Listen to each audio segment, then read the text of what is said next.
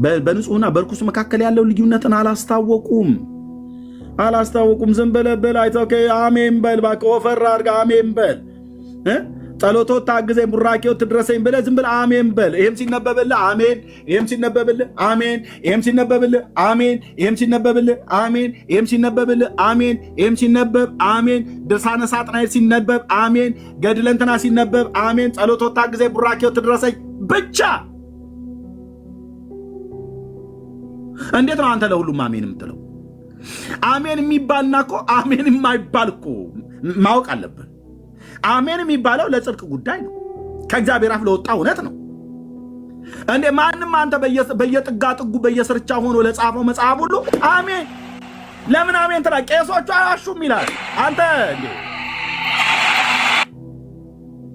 አይዋሹም ትላለህ እንዴ? የውሸታም መፍለቂያ የት ነው ያለው? ከካህናቱ ዘንድ ነው። የካህናት ስራው ምንድን ነው? በእርግጥ ካህናት ሆነው ከሆነ የካህናት ስራቸው ምንድን ነው? ካህናቶች ማን ነው ካህን ያደርጋቸው? እግዚአብሔር። ካህን ማለት ምን ማለት ነው? አገልጋይ ማለት ነው። ማን ነው አገልጋይ ያደርጋቸው? እግዚአብሔር። ማንን ነው የሚያገለግሉት? እግዚአብሔርና ህዝቡን አይደል? አዎ። የእግዚአብሔርን ሐሳብ ወደ ህዝቡ ነው አይደል የሚያመጡት? አዎ። የተጻፈውን እውነት ነው አይደል የሚናገሩት? አዎ። እንግዲህ የተጻፈው እውነት በቅዱሳን ነቢያትና በቅዱሳት ሐዋርያት በእግዚአብሔር በኢየሱስ ክርስቶስ ሰው አምኖ ንስሐና የኃጢአት ይቅርታውን እንዲያገኝ ነው። ከዚህ ወጣ ሌላ ትምህርት አለ እንዴ? የለም። ሌላ የመዳን እውቀት አለ? የለም፣ የለም። በእግዚአብሔር መጽሐፍት ውስጥ ፈልግ። መዳን በእግዚአብሔር ልጅ በኢየሱስ ክርስቶስ በማመን ብቻና ብቻ እንደሆነ ብሉይና አዲስ ኪዳን በቅዱሳን ነቢያትና በቅዱሳት ሐዋርያት የተሰበከው የሁላችን ጌታ በሆነው በልጁ በኢየሱስ ክርስቶስ የተሰበከው ወንጌል ይሄ ነው። ኢየሱስ ያድናል። ከዚህ ውጪ እዚህ ናልኝ የመቃብር አፈር በጥብጠህ ብትጠጣ ትድናለህ ይላል። እዚህ መቃብር ስመህ ትድናለህ ይላል። አንተ ብቻ አይደለም 40 ትውልድ ድረስ ይማርላል ይላል። እሳትን ገሃነመ እሳትን አያየትም ይላል። እዚህ የሰው ትውከት በልተህ አተላ ጠጥተህ ጭስ ነክተህ ትድናለህ ይላል። እና የመዳኛው መንገድ እኮ በዛ። አዎ ራሳቸው ብለዋል። የመዳኛው ስልቱ የመዳኛው ምንድነው? የመግቢያ በሩ ስልቱ በዛልን እያሉ ማለት ነው። የምን ስልቱ? እግዚአብሔር ስንት መንገድ ነው ያስቀመጠልህ? ሰዎች ሁሉ ወደሱ እንዲደርሱ ስንት መንገድ ነው ያስቀመጠው? አንድ። እሱ ማን ይባላል? ኢየሱስ። እግዚአብሔር ስንት በር ነው የከፈተልህ ወደ አብ ልትደርስ? አንድ። እሱ ማን ይባላል? ኢየሱስ። እግዚአብሔር ስንት መስዋዕት ነው የሰዋልህ ወደ እሱ እንድንደርስ ከእሱ ጋር እንድንታረቅ? አንድ። የመስዋዕቱን በግ ማን ይባላል? ኢየሱስ። እግዚአብሔር በሰውና በእሱ መካከል አንድ መካከለኛ አለ ይላል ጳውሎስ። መካከለኛ ሆነ ደግሞ አንድ አለ ይላል። ማን ያ መካከለኛ? ኢየሱስ።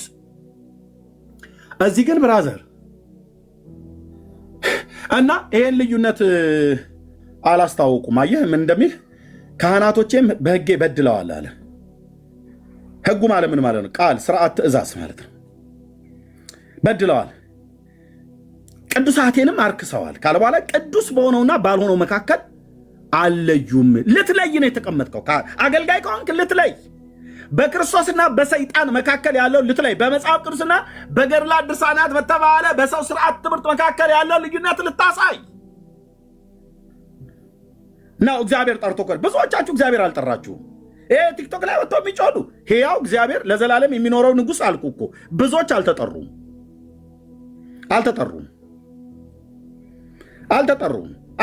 ብራዘር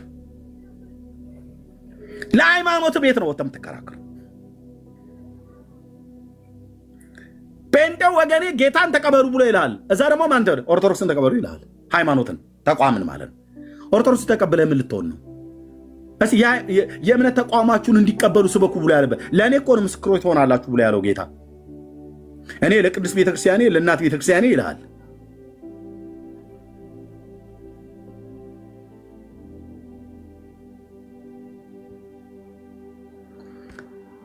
ሲወለድ ጀምሮ የሰማው ምንድነው? ተረት። ሲጠባ ያደገው ምንድነው? ተረት።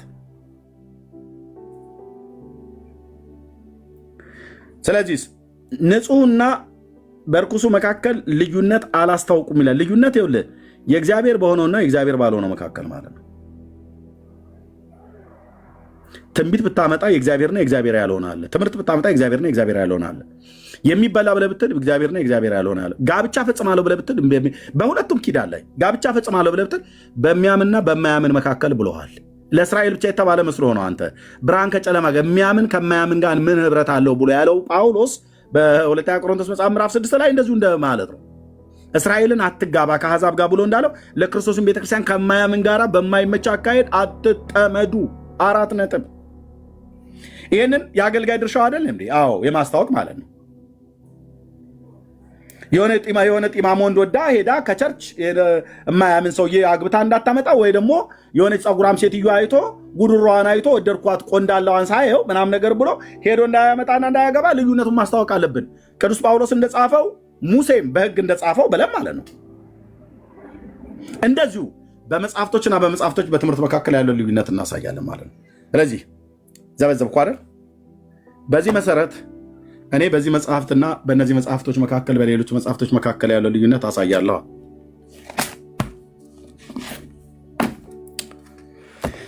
ኦኬ። አቤቱ ጌታዬ፣ አቤቱ ጌታዬ። እሺ፣ ዮሐንስ ዘጸገሮ ይባላል። የትውልድ ቦታው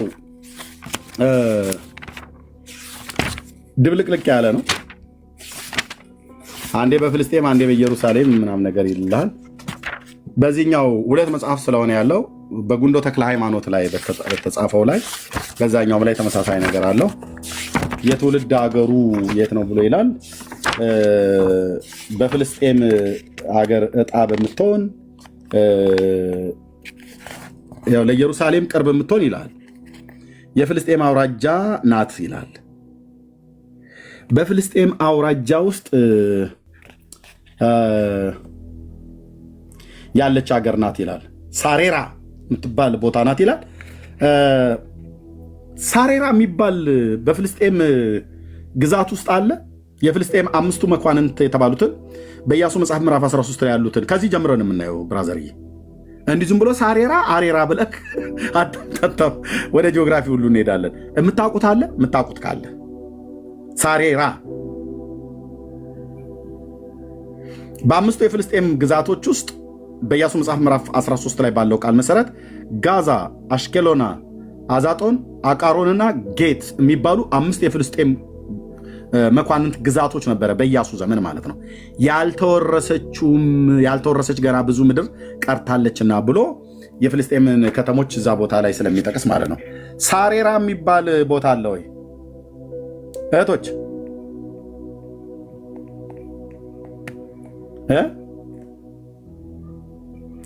ጃሽዋ ኢያሱ መጽሐፍ ምዕራፍ 13 ኢያሱም ሸመገለ በእድሜው ማረጀ። እግዚአብሔርም አለው አንተ ሸመገለ እድሜ ማረጀ፣ ያልተወረሰች ገና ብዙ ምድር ቀርታለችና ካለው በኋላ ይህችም የቀረችው ምድር ይህች ናት። የፍልስጤማውያን የጌሹርም አገር በግብፅ ምድር ካለው ከሺሮን ጀምሮ በሰሜን በኩል እስካለችው እስከ ከነዓናውያን ሆና የተቆጠረችው እስከ አቃሮን ዳርቻ 1፣ ከዛስ ጋዛ 2፣ አዛጦን 3፣ አስቄሎና 4፣ ጌት 5። እነዚህ ናቸው 5ቱ የፍልስጤም ከተሞች የሚባሉት። ኦኬ። በእነዚህ ከተሞች ውስጥ ሳሬራ የሚባል ቦታ አለ ወይ?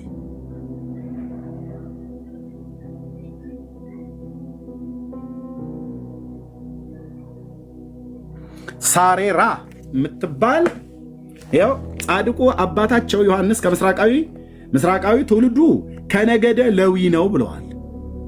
ጉድ ፈልጧል። ከነገደ ሌዊ ነው ግን አገሩ ፍልስጤም ነው ብለዋል። ለኢየሩሳሌም ቅርብ ምትሆን የፍልስጤም አውራጃ ነች ብለዋል። የፍልስጤም አውራጃ የሆነች ሳሬራ የምትባል ኦርቶዶክሳውያን ባካችሁ እንድትረዱ ይፈልጋለሁኝ። ሳሬራ የምትባል የፍልስጤም አውራጃ የሆነች ነገድ ሌዋውያን ነገድ የሰፈሩበት ቦታ አለ ወይ? አካሲ አለ ወይ?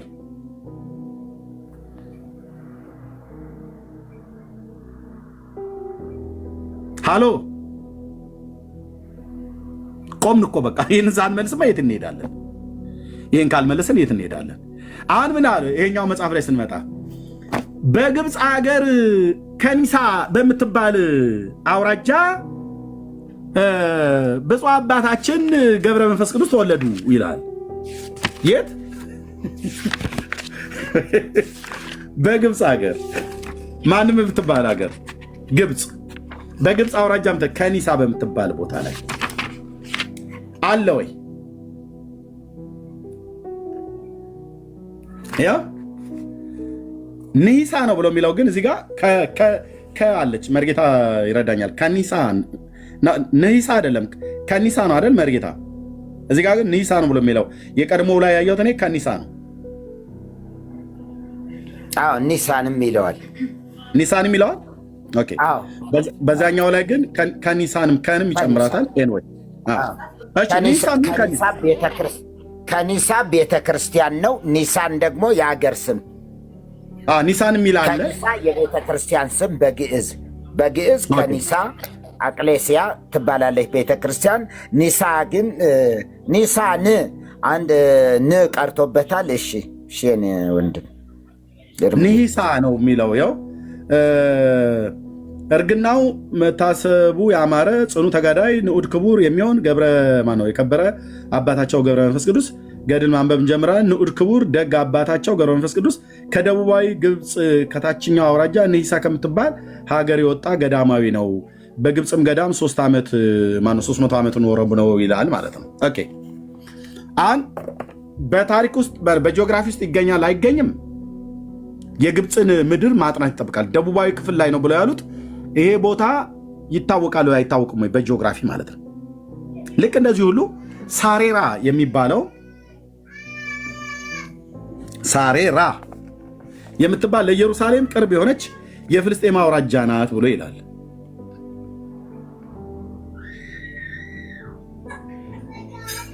ሳሬራ የሚባል አለ የምታውቁት?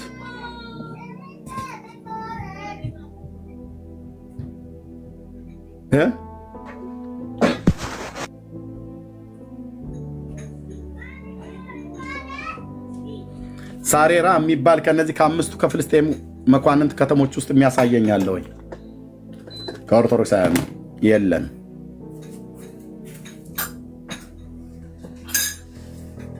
የለም። ሳሬራ ይሁን አሬራ ምንም የሚያውቁት ነገር የለም። ዝም ብለው መጻፍ ነው። እሺ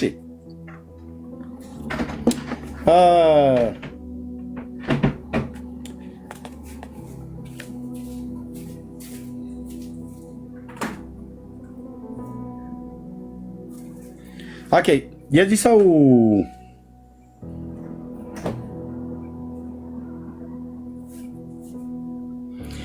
ሰውን መጽሐፍ በዚህ ሰው አማላጅነቱ ያመነውን ሰው እስከ 10 ትውልድ ድረስ እምርለታለሁ ብሎ ጌታችን ኢየሱስ ክርስቶስ ቃል ኪዳን ገብቶለታል ብለው ጽፈዋል። ገና መግቢያው ላይ ማለት ነው። ልብ በሉ።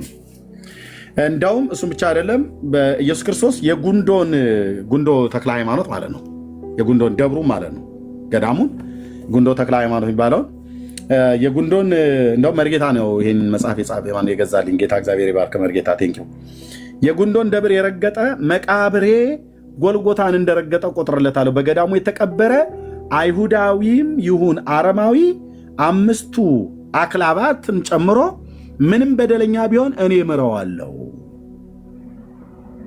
አይሁዳዊም ይሁን አረማዊ ማለት ክርስቲያን ያልሆነ ያልተጠመቀ በጌታችን በኢየሱስ ክርስቶስ ያላመነ ማለት ነው።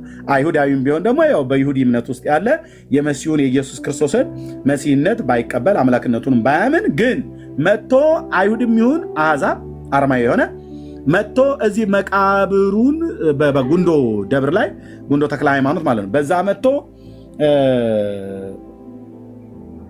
የተቀበረውን በገዳሙ የተቀበረ ማለት ነው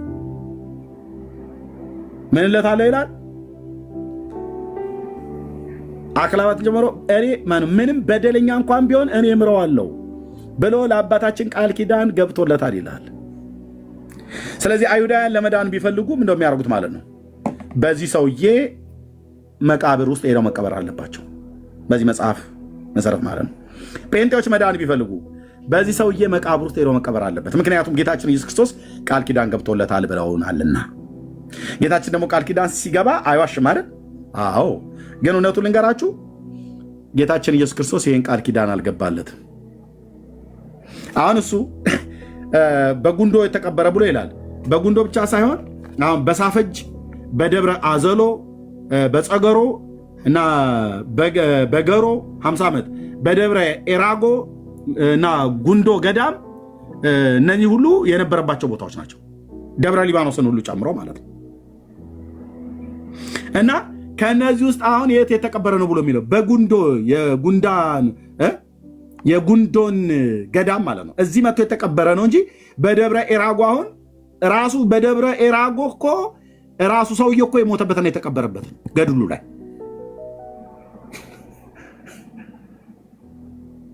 በሳፈጅስ የነበረ በደብረ አዘሎስ የነበረ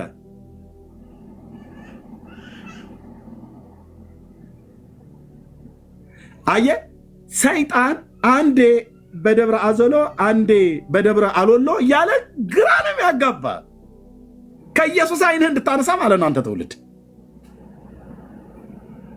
ወደ ጌታ እንዳይመለከቱ ምን እንደሚያደርጓቸው በኢየሱስ ክርስቶስ አምነው እንዲድኑ ሳይሆን ከኮረብታ ኮረብታ ከተራራ ተራራ እንደ በልዓም እየቀያየሩ ሄደው መቃብሩን የረገጠ የመቃብሩን አፈር በጥብጦ የጠጣ የሳመ የተሳመ የተሳሳመ እንትን ያለ ምናምን ነገር ብለው ይሉላል።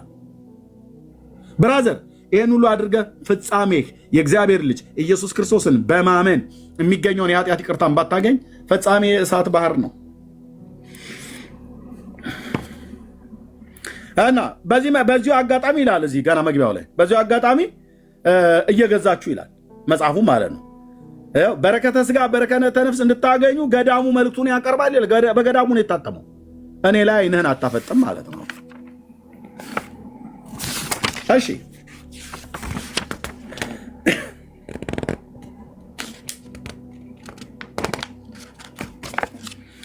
የዚህ ሰውዬ ትውልዱ የፍልስጤም ሀገር የምትሆን አውራጃ ስትሆን ይላል በፍልስጤም ግዛት ውስጥ ነው ማለት ነው። ይኸውም ለእግዚአብሔር መስዋዕትን ከሚያቀርቡት ከደቂቀ እስራኤል ወገኖች የሌዋውያን ክፍል ዕጣ የምትሆን ርስት ናት ይላል። ሌዋውያን ዕጣ አላቸው እንዴ? ርስት አላቸው እንዴ? አንተ ውሸታም ማለት ጸሐፊውን አሁን ይሄኔ ነው እኔ አፌን ሞልቼ የዚህን መጽሐፍ ጸሐፊ አንተ ውሸታም እያልኩት ነው። የመጽሐፉን ጸሐፊ ለምን ሌዋውያን ዕጣ ክፍል አላቸው እንዴ? ብሩክ ማይከፈትና ንገረኝ። ሌዋውያን ዕጣ አላቸው?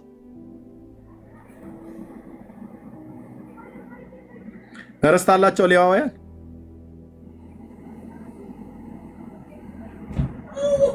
ብሩክ ያለ ወይስ አንተም ወደ ገዳሙ ሄደህ ነው? ብሩክ የለም። እሺ ኦኬ ወገኖች፣ ታች ሌዋውያን ርስት አላቸው? የላቸውም። አዎ የላቸውም። ርስት ድንበር እግዚአብሔር እንደዚህ አብጅቶላቸዋል?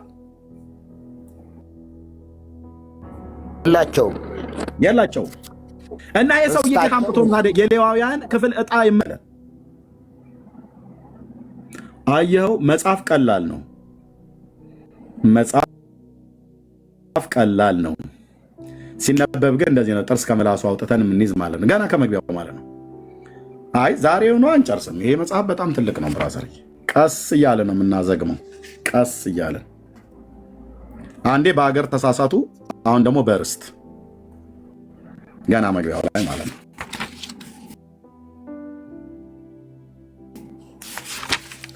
እሺ ርስት የላቸውም ማለት ነው።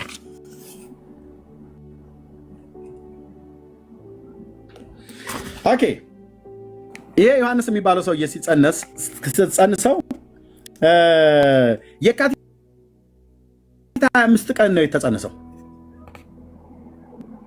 እና ከነገስታት ወገን የሆነ ዲላሶር የሚባል አንድ ሰው ነበረ። ሚስቱም እምነ ጽዮን ትባል ነበር ይላል። ክቡራን ጻድቃናቸው የሚያስደስት ልጃቸው አልነበራቸውም። ለድሃና ለሙት ልጆች እንደዚህ ይገብሩ ነበር። ከዛ አይን ሲነጋገሩ ሌሊት ሆኖ ከቤታቸው ገብተው ተኙ። ሚስቱም ብሩህ ፀሐይ አየች፣ መካከላቸውም ዓለምን ሁሉ የሚያበራ ብርሃን አየችና ፈራች፣ ተንቀጠቀጠች። መልአክም አይዞሽ አትደንግጪ አላት። ገብርኤል የሚባለው መስራት ተብሎ የሚባለው በዚህ ክፍል ላይ እንደተጻፈው ማለት ነው። ልብ በሉ። ወደ መጽሐፍ ቅዱስ እውነት እንዳይመጡ የጋረዷቸው መጽሐፍቶች ወደዚህ እውነት ሰዎች አይናቸው እንዳያነሱ የጋረዷቸው እውነት የሚመስሉ ግን ያልሆኑ እንደሚገለጡ እና መልአኩ አይዞሽ አትደንግጪ አላት። ገብርኤል ማለት ነው። ገብርኤል ነው ይላል ስሙ። ይህም ልጅ ለሁሉ ድነት ለሁሉ ድነት የሚሆን ነውና ድንግልን ያበሰርኳት የነገርኳት እኔ ቅዱስ ገብርኤል ነኝ።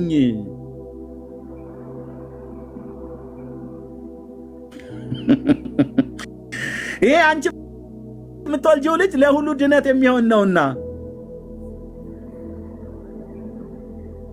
የዓለም ብርሃን ነው ይላል። እንደውም እዚህ ጋር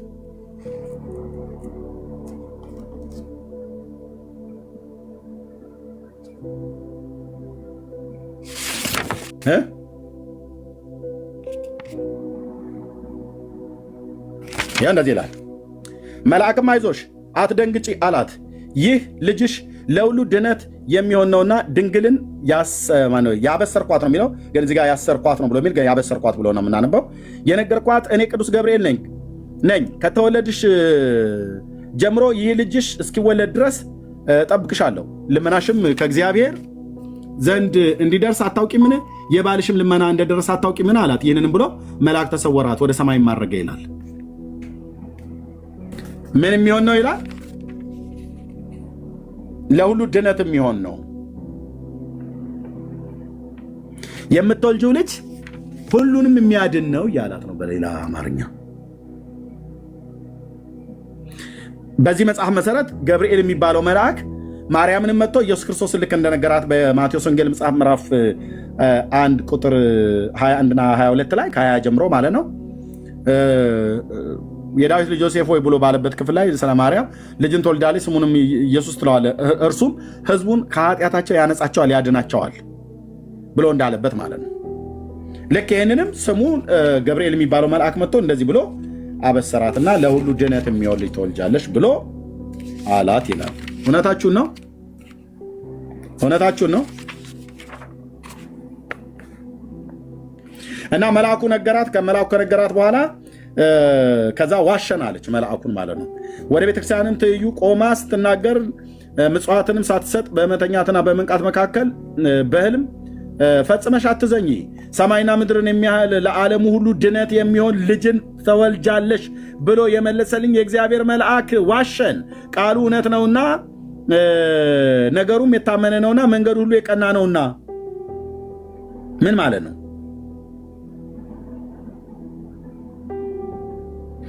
ምን የሚሆን ሰማይና ምድርን የሚያህል ለዓለሙ ሁሉ ድነት የሚሆን ልጅን ትወልጃለሽ ብሎ የመለሰልኝ የእግዚአብሔር መልአክ ዋሸን። ይሄ ዮሐንስ ዘጸገሮ የሚባለው ለዓለም ሁሉ ድነት የሚሆን ነው ብሎ መልአኩ ነግሯታል። አየ በየሰፈሩ የሚቀፈቀፍ ልጅ ሁሉ ለዓለም መድኃኒት ነው እየተባለ ይባልልሃል ማለት ነው።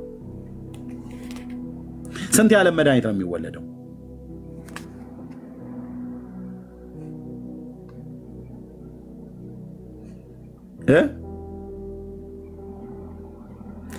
ስንት የዓለም መድኃኒት ነው የሚወለደው እነሱ ቤት?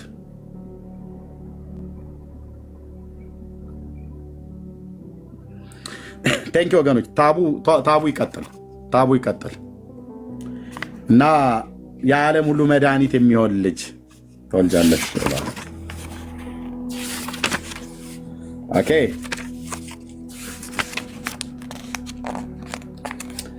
ከዛስ ባልና ሚስት ረጅም ነው ክፍሉ። ባልና ሚስት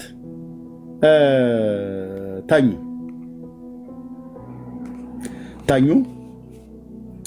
መርጌታ እዚህ ጋር አንድ ቃል ትረዳኛለህ? መርጌታ አለህ? መሪ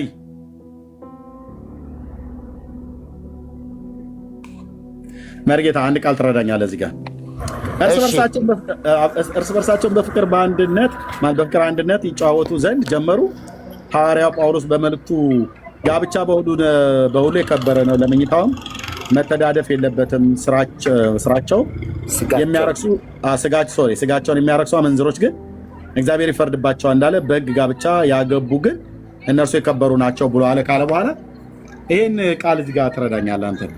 አባታችን ዮሐንስ ይላል ወዘር ይመጽ ብሎ የሚለውን እስኪ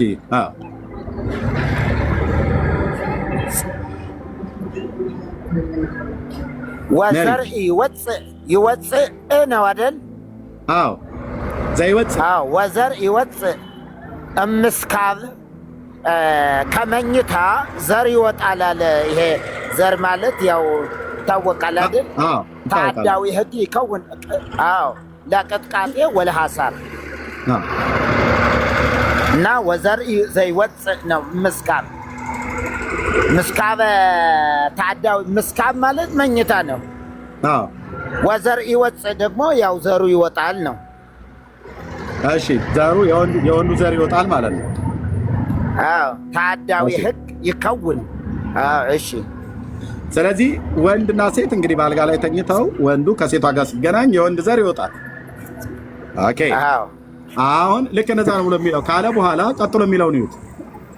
ባለው ያይደለ ይላል ከወንድ ዘር በመውጣት ከሴቷ ጋር በሚገናኝ ጊዜ ከወንዱ ዘር በሚወጣበት አይነት አወጣጥ ሕግ ባይደለ ያይደለ በንጽህናና በቅድስና የተጸነሰ ነው ይላል። ምን ማለት ነው?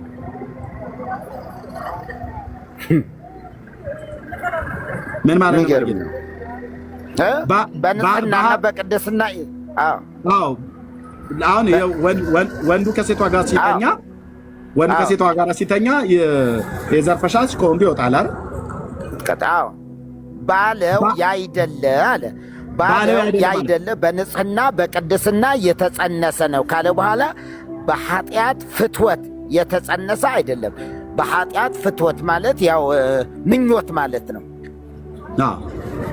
የተጸነሰ አይደለም። በኃጢአት ፍትወት በኃጢአት ምኞት ለምሳሌ ባልና ሚስት ዝም ብሎ በምኞት ባላቸው ፍላጎት ብቻ ሳይሆን እንዲሁ ልጅ እንውለድ በሚል አይነት መንፈስ ብቻ የሚሆን ማለት ነው።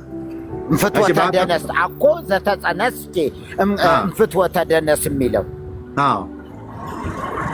እሺ ካለ በኋላ ምንድን ነው የሚለው? ከዛ በንጽህናና በቅድስና ነው እንጂ የተጸነሰ አይደለም፣ በንጽህና በቅድስና ነው እንጂ በኃጢአት ሳይወድቁ ንጋት ሆነ። ባልና ሚስቱ ማለት ነው። የዮሐንስ ዘጸገሮ እናትና አባት በኃጢአት ሳይወድቁ ማለት ምን ማለት ነው? በግብረ ሥጋ ግንኙነት ሳይገናኙ አይደል? ሳይገናኙ ሳያደርጉ ንጋት ሆነ አይደል? ነጋባቸው አልተገናኙም ማለት ነው። ከዛ እምነ ጽዮን ከመኝታዋ ተነስታ ሰማይን አየች። ሰማይና ምድርን የሚያህል ማለት ነው ልጅን ትወልጃለሽ። ሰማይና ምድርን የሚያህል ልጅን ትወልጃለሽ ብለህ አስቀድመህ ነገርከኝ። የእግዚአብሔር መልአክ ገብርኤል ሆይ ቃልህ ዋሸን እያለች አይኖቿን ወደ ላይ አቀናች ይላል። አየህ ሳይገናኙ እንዲሁ ያን ጊዜም መንፈስ ቅዱስ ወረደና በማህፀንሽ ልጅ አለ ብሎ ተናገራት። በዚህች ሌሊትና በዚህች ዕለት በማህፀንሽ ልጅ እንደተጸነሰ አታውቂምን አላት። የሐዘኗን ብዛት ባየ ጊዜ መንፈስ ቅዱስ የጽንሷን ዜና አስረዳት። ለሐዋርያት የሕይወት መንፈስ ረድኤትን እንዳሳደረባቸው ለእርሷም የሕይወት መንፈስ ረድኤትን አሳደረባት። ከዚህም በኋላ መንፈስ ቅዱስ በላይዋ ላይ አደረ፣ መልኳም ተለወጠ ይላል። ጥያቄ ላይ መርጌታ በግብረ ሥጋ ግንኙነት ተገናኝተዋል ባልና ሚስት?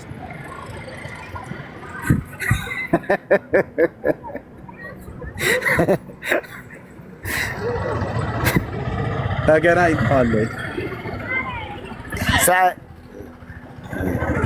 በኃጢአት ሳይወድቁ ንጋት ሆነ። ፈልገውት ነበረ እኮ ፈልገውታል እኮ፣ ግን በኃጢአት ሳይወድቁ ግን ንጋት ሆነ። ንጋት ሆነ እንጂ አብረው ነው የተኙ። ለዚያ ብለው ነበረ የተኙ። ግን ምኞታቸው ማለት ፍትወታቸው ያን ነገር ሳይነሳሳባቸው ሳያስቡት ነጋባቸው ማለት ሳያደርጉ ግብረ ሥጋ ሳያደርጉ ነጋባቸው። እና እንዴት ተጸነሰ? እንዴት መንፈስ ቅዱስ ተጸነሰች ብሎ አላ? በጣም የሚገርም ነው። ደግሞ ተምታታበት እንዴ! ይሄ ደግሞ ተምታታበት በጣም። አንደኛ የጸነሰችበት ስለ ማርያም ነው አይደል የሚያወራ? ኖ ስለ ዮሐንስ ዮሐንስ እናትና አባት ነው እንጂ የሚያወራው ታዲያ በጌታ በኢየሱስ እንዴ ስለ የሚገርም ነው። ግን ታዲያ ሳይገናኙ እንዴት ተጸነሰ? በድንግልና ጸነሰች። ኦርቶዶክሳውያን ነው የሚገርም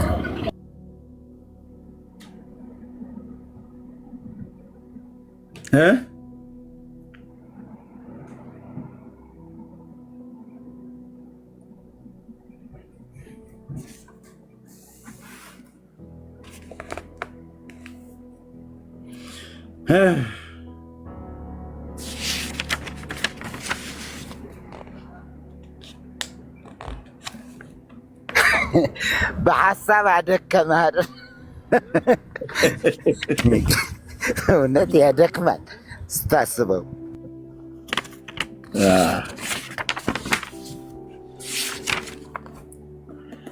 ኦኬ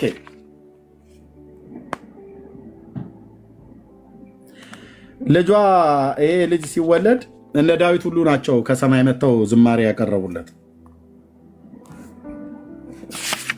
ዘመሩለት ይላል። ለፍልስጤማዊው ሰውዬ አንዴ ፍልስጤማዊ ነው ይሉናል፣ አንዴ ሌዋዊ ነው ይሉናል።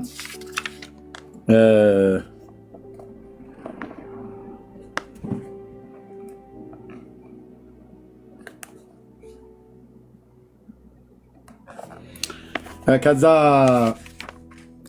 ልጅየው የ5 ዓመት ልጅ በሆነ ሰዓት ላይ ገጽ 45 ላይ ማለት ነው እንደዚህ ይላል። ከዚህም በኋላ በሞግዚቱ እጅ እየበላ እናቱ ሞተችበት ማለት ነው።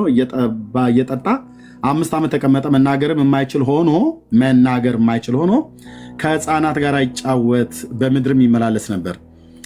የ5 ዓመት ዘመንን በተፈጸመ ጊዜ ወደ ገዳም ወጣ። በዚያም የእመቤታችን ማርያም ለተወደደ ልጇ ጡት እያጠባች አገኛት። ዘመኑ መቼ ነው? በአቡነ ተክለ ሃይማኖት ዘመን ነው።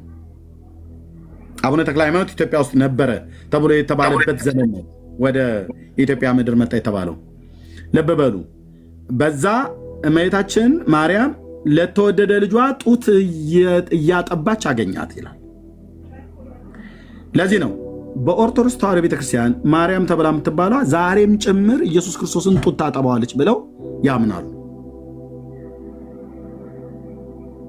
ኢየሱስ ክርስቶስን ብቻ አይደለም ጡት የምታጠባው፣ ይሄንኑ ሰውዬ ጡት አጥብታ ያሳደገችው ማርያም ናት። እጨጌ ዘጸገሮ የሚባለው ማለት ነው። እዚሁ ጋር የጡት እናት እንደሆነች እንዴት እንዳጠባችው ስታጠባው ምን እንደሆነ በጡት እያጠባች በረሃ ውስጥ መታ ተመላልሳ ያጠባችውን ያሳደገችው ማርያም ናት። የማን ማርያም? የኦርቶዶክሷ ማርያም። የጌታችን እናት አይደለች። ምን በበሉ የኦርቶዶክሷ ማርያም ናት እያጠባች ያሳደገችው ማለት ነው። እቺ በስዕሏ ላይ የምታዩት ማለት ነው የኦርቶዶክሷ ማርያም ችልች እያጠባች ያሳደገችው። ኦኬ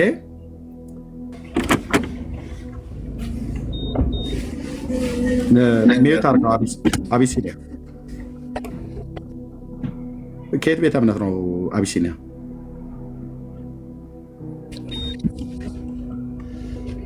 አቤት አቤት። ከየት ቤተ እምነት ነው?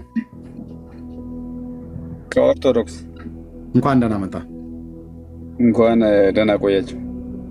እሺ ገስት ስለላክልኝ ነው ያስገባው። እየተናገርን ያለውን ሰምተዋል? እስኪ አስረዳኝ። አልሰማሁም።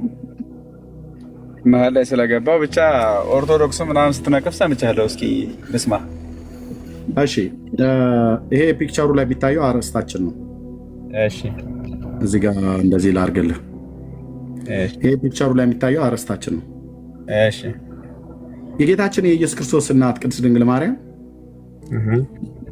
በየበረሃ በየሰዎች በየዋሻ እየተገለጠች ሰዎችን የሰው ልጆችን ጡቷን እያጠባች ታሳድጋለች። እና እንደዛ ታምናለህ አንተ? እንኳን የጌታችን እናት የማንኛውም እናት አጥብታ ልታሳድግ ትችላለች። ምን ችግር አለው ታዲያ? የማንኛውም እናት እኔ አሁን የኔ እናት 10 ልጆች አላት። አሁን ያንተ እናት አሁን ለምሳሌ ብትሞት ሌላው እናት ታሳድጋለች። አድምጠኝ፣ እኔ አልሞተችብኝም። ሳትሞት እስካሁን ድረስ ስላለች አልሞተችብኝም። ሳትሞት 10 ልጆች አጥብታ ታሳድጋለች ብዬ ስልህ ያልሞተችው እናቴን ምሳሌ አታደርግ። ኦኬ ያልኩ እኔ እናቴ 10 ልጆች ወልዳለች። እኔ ሁለተኛ ልጅ ነኝ። በህይወት ስላለች ዛሬ ጠብተን ያደግነው 10ችንም ጠብተን ያደግነው ስላልሞተች ማለት ነው። ኦኬ ምናልባት ህፃናት ሆነው ሳሉ በእናታቸው ወላጆቻቸው ቢሞቱባቸው አንዳንዶቹ ጥቂቶቹ ናቸው ጡት ሊያጠቡ የሚችሉትን ያውም እሱንም ያውም ምናልባት የጡት ወተት ካላቸው በወቅቱ ማለት ነው። በጎረቤት እንኳን ቢሆን በስጋ ዘመድም ቢሆን እንኳን የጡት ወተት ካላቸው ወስደው ሊያጠቡ ይችላሉ እንጂ አብዛኞቹ የሚያጠቡት ምንድነው? ወተት ነው። በወተትና በአጥሚት ነው ኢትዮጵያ ውስጥ የሚያድጉት ማለት ነው።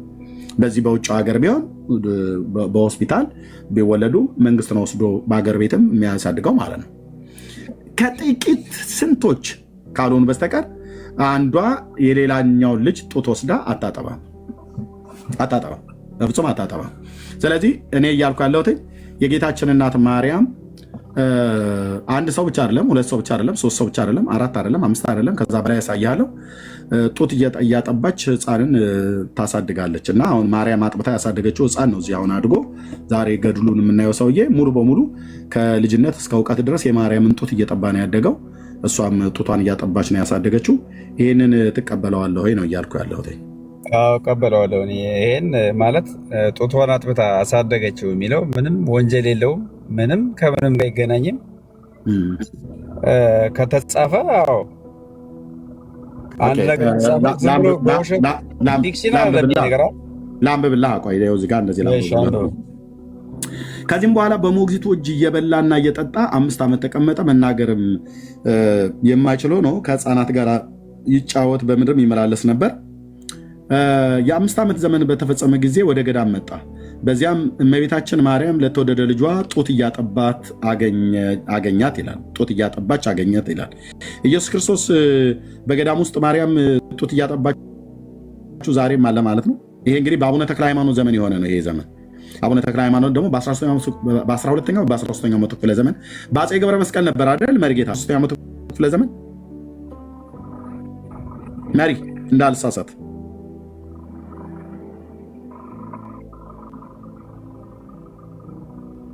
መርጌታ አይ ቲንክ ማይክ ምን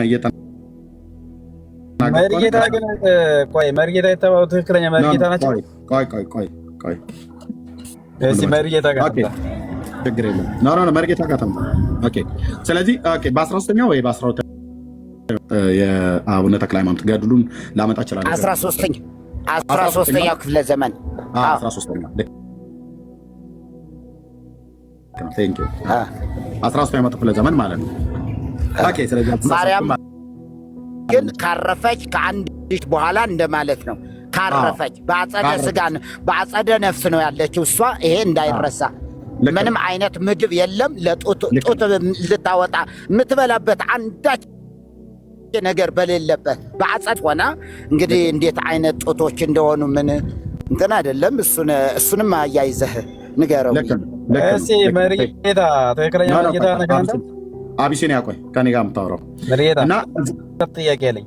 በኋላ ጠይቃቸዋለሁ። ከኔ ጋር ነው የምታወራው። አሁን ከዛ ታወራቸዋለህ በኋላ። አይ ቲንክ መኪና ውስጥ ስለሆነ ሲጨርስ ታወራዋለህ። ኦኬ የጌታችን እናት ማርያም በ13ኛው መቶ ክፍለ ዘመን ነው አባ ዮሐንስ ስለተባለው ሰውዬ ዋሻ ውስጥ ኢየሱስ ክርስቶስን ጡት እያጠባቸው አገኛት ይላል። የጌታ እናት እንግዲህ ሞታ ከተነሳች ከ1300 ምናምን ነገር ዓመት በኋላ ነው ይሄ ነገር የሆነው ማለት ነው። ስለዚህ ኢየሱስ ክርስቶስ ዛሬም ጭምር ጡት ይጠባል ማለት ነው። ኢየሱስ ክርስቶስ እኮ እንደ ማንኛውም ስጋ ለብሶ ሲያድግ መጥባት ባለበት ሰዓት ጠብቷል። አዎ ሞቶ ከተነሳ ካረገ በኋላ ማርያምን ከሞተች በኋላ ጡት እያጠባችሁ በዋሻ ውስጥ አገኛት ይላል። ግን ሕፃን ሆኖ መጥባቱን ታምናለህ እንዴ? እሱማ እንደ እናት ሆኖ እኮ ስለወለደችው እሱኛን አይደለም የጠየኩ እንዴ? ምንድነው እያልኩ ስለ ኢየሱስ ክርስቶስ እንትን ሰልክ ነው ብራዘር ሰው ሆኖ ስለተወለደ ነው። አይ መጥባቱን ታምናለህ ወይ ነው ማለት የተጻፈ የለም። ግን የተጻፈ ባይኖርም እንደ እናት አጥብተዋለች። የተጻፈ የለም። ጡት ጠባ ብሎ የሚል የተጻፈ የለም። ግን እንደ ማንኛውም ሕፃን እናት አጥብተዋለች፣ አሳድገዋለች። የተጻፈ የለም እኮ አልኩ ብራዘር፣ የተጻፈ የለም። ግን አንድን ጠብቶ በሚያድግበት አጥብተዋለች አላጠባቸውም ኢየሱስ ክርስቶስን ነው ሜት አድርጌያለሁ ብራዘር። እያወራሁ አጥብተዋለች አላጠባችሁም ብለህ አትበለኝ። የተጻፈ የለም ግን እንደ እናት ሆና ስለጸነሰችው እናት ሆና ስለወለደችው በጥበብና በእውቀት በሰውና በእግዚአብሔር ፊት ስላደገ እንጀራ እህል በልቷል፣ ውሃ ጠጥቷል። ጡትም ብታጠባው የተጻፈ ባይኖርም ጡት ብታጠባው እናቱ ናትና አጥብተዋለች ብለን እንላለን። ግን የተጻፈ የለም። የተጻፈ የለም ማለት ግን ሁሉ ነገር ይጻፋል ማለት አይደለም። የተጻፈ የለም ግን ጠብቶ አድጓል ብለን እናምናለን። ኦኬ። የተጻፈ ግን የለም።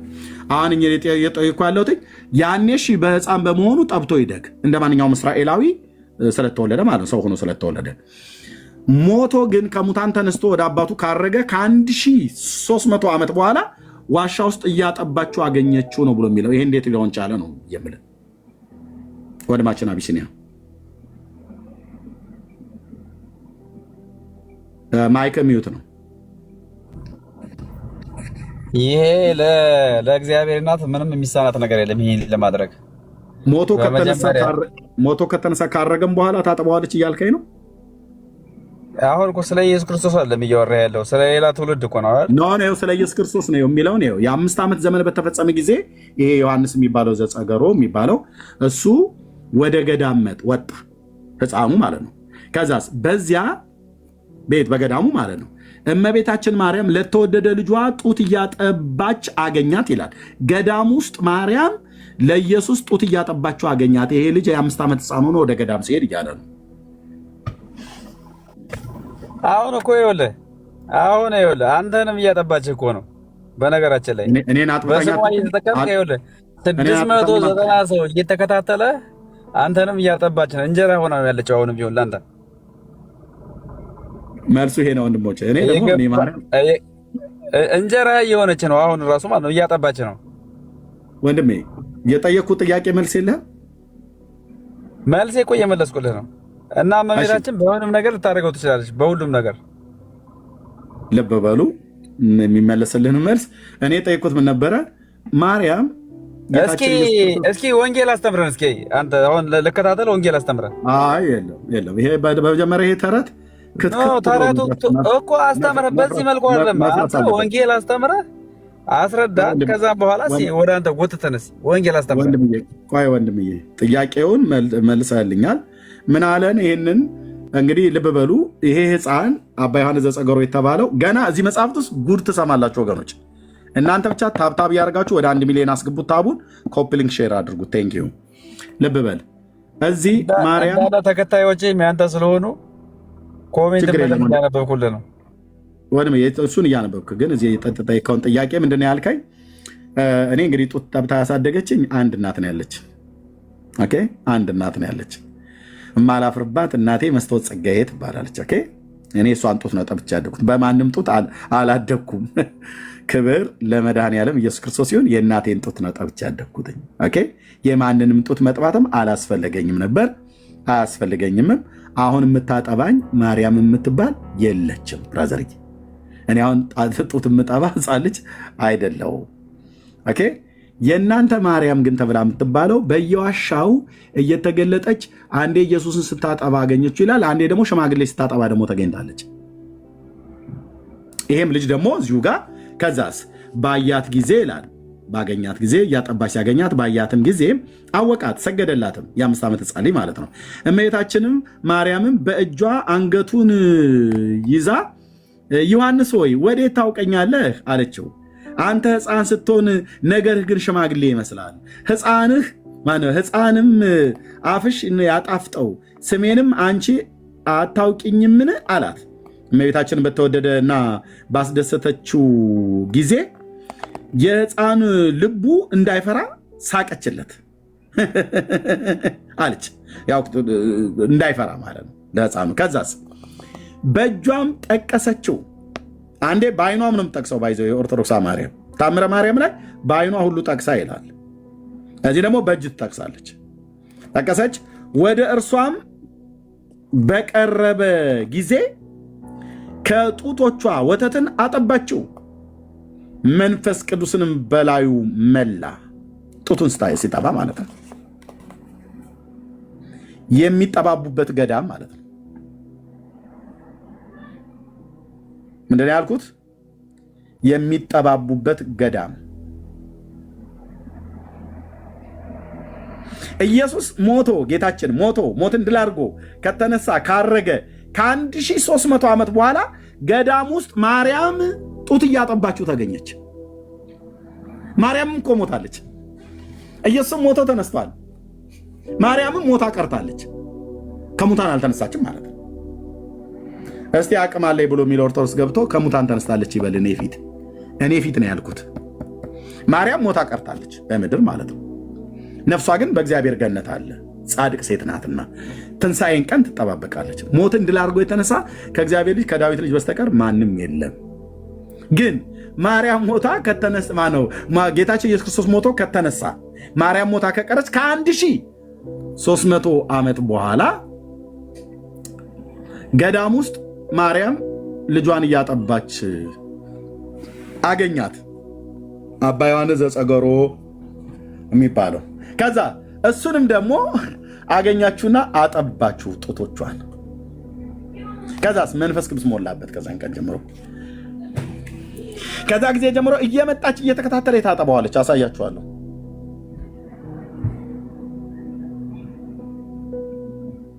የጡት እናቴ ነው ብሎ የሚጠራት ዮሐንስ ዘጸገሮ የሚባለው የማርያምን ጡት ጠብቶ ነው ያደገው። ማን የጻፈው? የኢትዮጵያ ኦርቶዶክስ ጥንታዊት ተረታዊት ቤተክርስቲያን። እስኪ መጽሐፉን ጀርባውን አሳየኝ ሲያኔ። እንደሱ ነው ማለት ያለብህ።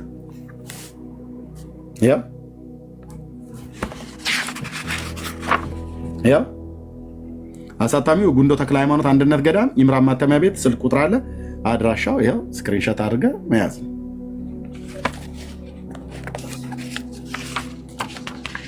የተረጋገጠ ነው በመረጃ ነው። ያው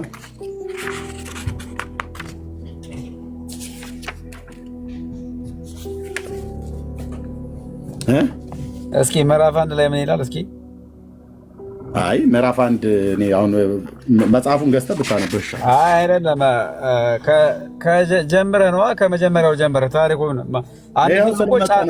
እያሳየሁ እኮ ነበር። ስለመጸነስ ነው እያወራን ያለ ነው።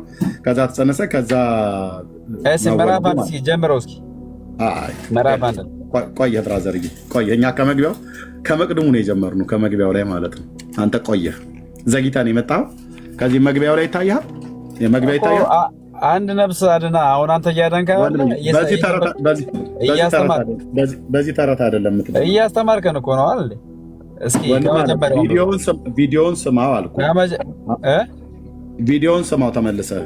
አንተ ባልነበርክበት ጊዜ እዚህ የነበረ ሰው ያው ከመግቢያው ላይ ጀምረን ለኢየሩሳሌም ቅርብ ብትሆን ፍልስጤም በሚባል አውራጃ እንደተወለደ ሳሬራ በሚባል ቦታ የሚል አለ። በመጽሐፍ ቅዱስ ላይ ግን አላገኘንም። ካገኘን አንተ ትነግረናለህ። መግቢያው ላይ እንደዚህ የተሰመረበትን ቦታ እያንዳንዱን አይተን ጨርሰን ወደዚህ ሄደን ነው ማለት ነው። ስለዚህ ማርያም ጡት እያጠባች ታሳድጋለች ማለት ነው። እናንተ ማርያም እኮ ምዕራፍ 1 አሳየኝ፣ አስነብበኝ። ምዕራፍ 1 ወንድምዬ፣ ከደከመህ እኔ እናንተ መጨቃጨቅ የለብንም። ደክመኝ እኮ ነው። ወይ ወንጌል አስተምረኝ ወይ ምዕራፍ 1 ተረት የሚፈርስበት ቀን ነው። ተረትን ካፈረስን በኋላ ድቅቅ አድርገን እንዳይነሳ አድርገን ዱቄት ካደረግኩት በኋላ ነው ከዛ ወንጌል የሚሰበከው። ይሄ ተረት እያለ አሁን ምኑን ወንጌል እነግርሃለሁ። ስለዚህ ጡት ታጠባለች ማለት ነው። እሱ ሊያምነው አልቻለም። እንኳን አይደለም በየሰፈሩ በየጉራጉሩ በየጥጋጥጉ የተወለዱ ህፃናትን አይደለም ኢየሱስ ክርስቶስ ታጠባዋለች ብላ የኢትዮጵያ ኦርቶዶክስ ተዋሕዶ ክርስቲያን ታምናለች ማለት ነው። እኛ የምናውቀው ኢየሱስ ክርስቶስ ግን ዛሬ ጡት መጥባት አያስፈልገውም። ጡት የጠባበት ጊዜ እንደ ህፃን ስለተወለደ እንደ እናት ያጠባችበት መጽሐፍ ቅዱስ አጥብታለች ብሎ ባይለንም ግን እንደ እናት ስለወለደችው የጠባበት ጊዜ የህፃንነት ወራት ነበረ። ያንን ጊዜ ቢሆን እሺ። አሁን ግን ይሄ የሚናገረው ሞቶ ከተነሳ ካረገ በኋላ ነው ማለት ነው። ስለዚህ ይሄ ፖለቲከኛ ነገር ነው ትላለች።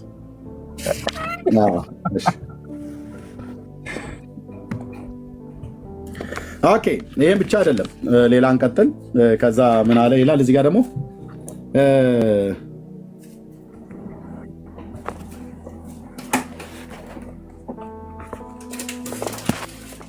እዚህ ጋር ምን አለ ይላል ይህንንም ብሎ ኮራስ በምትባል ቦታ ልብ በሉ የተተከለ የቅዱስ ጊዮርጊስ ቤተክርስቲያን ይሳለም ዘንድ ሄደ። ዮሐንስም በግልጥ በቅዱስ ጊዮርጊስ ስዕል ትይዩ ቆሞ ሳለ በእጆቹ ወደ እርሱ ይቀርብ ዘንድ ጠቀሰው። ጊዮርጊስ ማለት ነው። ጊዮርጊስ በእጆቹ አለው ና አለው። ከምን? ከስዕሉ ላይ። ልብ በልኝ ብራዘርዬ፣ ከስዕሉ ላይ ና ብሎ ያው ቅዱስ ጊዮርጊስ በግልጥ በቅዱስ ጊዮርጊስ ስዕል ትይዩ ቆሞ ሳለ በእጆቹ ወደ እርሱ ይቀርብ ዘንድ ጠቀሰው። ስለ መልእክተኛ ጥሩ ስራን ሰራህ፣ እግዚአብሔር ያክብርህ። እኔም ገድልን በእውነት በትዕግስት ትፈጽም ዘንድ ትዕቢተኞችን ሰይጣንን አሳፍርልሃለሁ። በገድል ድል ለመንሳት ጽና፣ ታገስም፣ እግዚአብሔር ይረዳሃልና ካለው በኋላ ቅዱስ ጊዮርጊስም በነጭ ፈረሱ ላይ ተቀምጦ እየተነጋገረው ሳለ ይህንን ዮሐንስ የሚባለው ዘጸገሮን ማለት ነው ከጊዮርጊስ ጋር እየተነጋገረ ሳለ እመቤታችን ማርያም ከልጇ ከተወደደ ልጇ ከኢየሱስ ክርስቶስ ጋር አያት። ወዲና ወዲያ እየዞረ ፈጽሞ ጮኸ፣ የጡቶችሽንም ወተት ከሰጠሽኝ ጀምሮ አንቺስ ከዚህ አለሽን? ከድካም አሳርፊኝ፣ ወደ ሕይወትም ውሰጅኝ አላት። እመቤታችንም ተመልሰ ወደ አባት ቤት ሂድ፣ እንደ ዛሬው በዚያ ታገኘው ዘንድ አለችው አለችው ይላል። አየ የጡቶችሽን ወተት ከሰጠሽኝ ጀምሮ አንቺ በዚያ አለሽን አላት ይላል።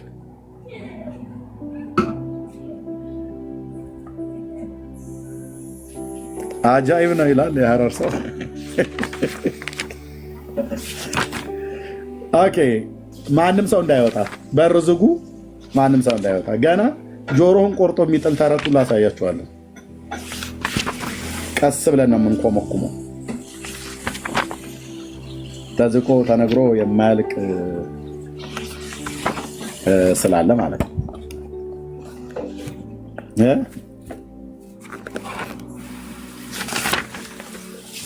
ኦኬ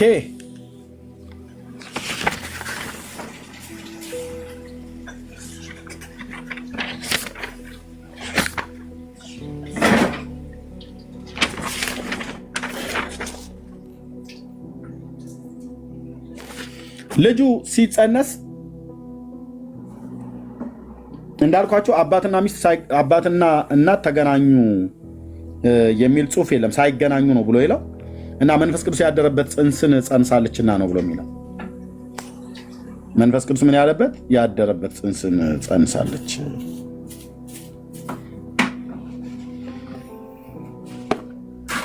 ቢግ ኩዌስችን።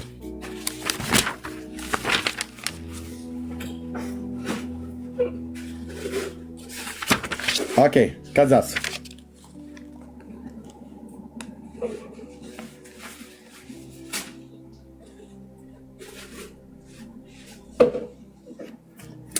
አዋላጅ የሆኑት ዘመዶቿ እዚህ ጋር ስጠይቋት ዘመዶቿ ማለት ነው እነዚህ እህቶቿ ማለት ነው። የሷ የዮሐንስ እጨጌ ዘጸገሮ እምነ ጽዮን የምትባለው እናት ማለት ነው፣ የጸገሮ እናት። እነዚህ እህቶቿ የመውለድ ምጥ ህመምን ታመምሽን መጣሽን መጣው ይሻላልን እንያዝሽ እኛ እህቶችሽ ስለሆነ የእናት ልጅ የሌለው በሚወለድበት ጊዜ እናት ልጅ ይመኛል አሏት። ከዛ እምነ ጽዮንም እህቶቿን አለቻቸው መውለዴ ገና ይመስለኛል፣ አላመመኝም፣ ጭንቀትም የለብኝም። ሐዋርያው ጳውሎስ ለእኔ ግን ገና ይመስለኛል፣ የኋላዬን እረሳለሁ የፊቴንም አጽንቼ ይዛለሁ እንዳለ እንደዚህ ቃል ይመስለኛል። ጊዜ ገና አልደረሰም። ልብ በሉ፣ ጊዜ የመውለጃዋ ጊዜ ማለት ነው ገና አልደረሰም። ጊዜ በደረሰ ጊዜ ግን ጊዜውን ልጄ ያውቃል አለቻቸው። የሚወለደው እናትየዋ የመውለጃዋን ጊዜ አታውቅም። የምትወልደው ልጅ ግን ዮሐንስ ዘጸገሮ የሚባለው ግን ጊዜውን ያውቃል። እንዴት አይነት እኮ ሳይንስ መሰለህ! እንዴት አይነት ሳይንስ መሰለ ኦርቶዶክስ ያላት! እንዴት ነው ወላጅ እናት የመውለጃዋን ጊዜ አታውቅም፣ የሚወለደው ልጅ ግን ጊዜውን ያውቃል።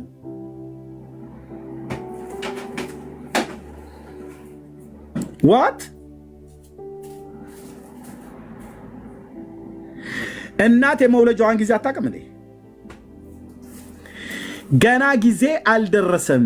ጊዜ በደረሰ ጊዜ ግን ጊዜውን ልጄ ያውቃል አለቻቸው ለእህቶቿ ስትመልስ። ገብቷቸዋል ወገኖች? ገብቷቸዋል ወይ? እናት የመውለጃዋን ጊዜ አታውቅም። የሚወለደው ልጅ ነው ጊዜውን የሚያውቀው። እናቲቱ መውለጃዋን የማታውቅ ልጅየው ግን የሚወለደው ጊዜውን የሚያውቅ በየትኛው ዓለም ነው? እህቶቼ ጥቂት ቆዩኝ፣ እንደዚህ የመውለጃዬ ጊዜ ገና አልደረሰም፣ በአንድ ጊዜ አታስቸኩሉኝ ብላለቻቸው ይላል። ምን ተሻለ? ደከማችሁ? ማነው አሁን ይህን ተረት ሊያስተባብል የሚችል? እናት እንኳን የመውለጃዋን ጊዜ አታውቅም ማለት እንደዛ ነው ወገኖች።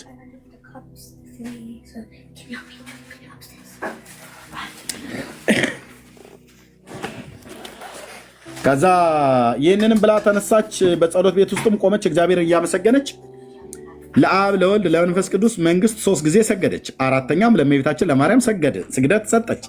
አምስተኛም ማያዊ የሚሆን የእግዚአብሔር ልጅ በተሰቀለበት በመስቀል ችንካር ሰገደች። በኦርቶዶክስ ስላሴ 5 ናቸው ብለን የምንለው 5 ስግደት ይሰግዳሉ። ይኸው ስንት ስግደት ሰገደች ይላል? 5 ማለት ነው። ያው አምስተኛም ማያዊ የሚሆን የእግዚአብሔር ልጅ ለተሰቀለበት ለመስቀሉ ችንካር ሰገደች። በኦርቶዶክስ ስላሴ 3 ብለው የሚል ነገር ብራዘር እሱ ድሮ የቀረ ነው። አሁን ጨዋታው በ5 ነው። 5 ማርያምና መስቀሉ ተጨምረውበት በክብር እኩል ስለሆኑ 5 ስግደት ነው የሚሰግዱት። ገጽ 49 ምዕራፍ 2 ቁጥር 6 የትኛው አቅም ያለው ሰው ነው ይህን ሊያስተባብል የሚችል? ወፍ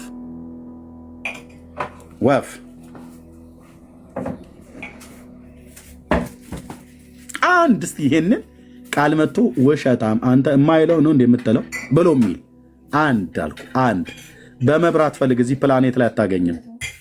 እዚህ የምናመጣው መረጃ የለም። አንተ ተደብቀ የምታነበው የሌሎነ መጽሐፍ ነው ብለህ እንዳትል፣ ይኸው ካሜራ ከፍቼ ነው ማለት። 5 ስግደት ይሰግዳሉ። ከዛስ ልጁ ተወለደ። እዚህ ጋር ከዚህም በኋላ ትጨነቅ ዘንድ ይላል ህመም ያዛት። እነዚያ እህቶቿ ቀረቡ። ያን ጊዜ ዮሐንስ የተባለ የበኩር ልጇን ወለደች። ከባሏ ሳትገናኝ ወለደች። ከባሏ ሳትገናኝ ጸነሰች። ከባሏ ሳትገናኝ ወለደች። የፊቱ መልኩና የአፉ መቀልጠፍን ባየች ጊዜ የመልአክን ነገር እጅግ አደነቀች ይላል። የአፍ መቀልጠፍ ማለት ምን ማለት ነው? መናገር ነው አይደል የቻለው?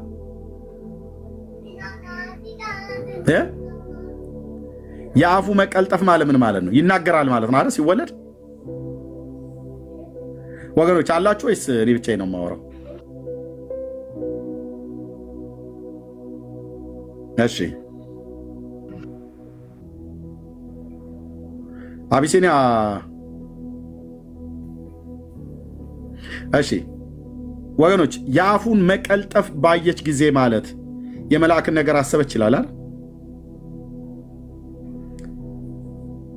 ወንድምነት አለ ዳንዬ፣ የአፍ መቀልጠፍ ማለት ምን ማለት ነው?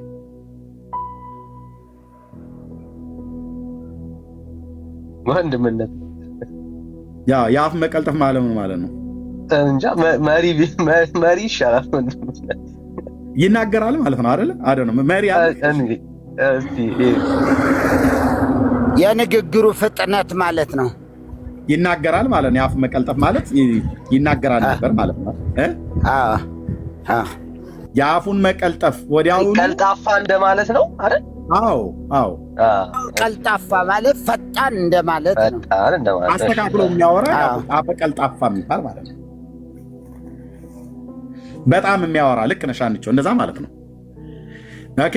ከዚህም በኋላ ትጨነቅ ዘንድ ሕመም ያዛት። ያን ጊዜ እህቶቿ ቀረቡ። የዛን ጊዜ ዮሐንስ የተባለ የበኩር ልጇን ወለደች። የፊቱ መልኩና የአፉ መቀልጠፍ ባየች ጊዜ የመልአክ ነገር እጅግ አደነቀች ይላል። የአፉ መቀልጠፍ ማለት ይናገራል ማለት ነው። ኦኬ ገጽ 63 ቁጥር 40 ላይ ሂድልኛ ኤርምያስ።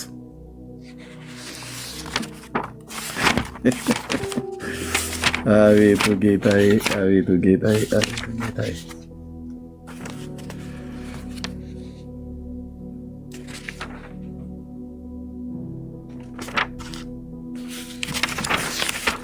ኦኬ ገጽ 63 ቁጥር 40 ላይ እዚህ አፉ ቀልጣፋ ነው፣ የመናገር ችሎታው በጣም ፈጣን ነው እየተባለ ነው። ገጽ 63 ቁጥር 40 ላይ ምን ይላል? ከዚህም በኋላ በሞግዚቲቱ እጅ እየበላ እየጠጣ 5 ዓመት ተቀመጠ። መናገር የማይችል ሆኖ ከሕፃናት ጋር ይጫወት በምድርም ይመላለስ ነበር። መናገር የማይችል ሆኖ እንደዚህ ጋር አፉ ቀለጠፈ ብላችሁን አፈቀል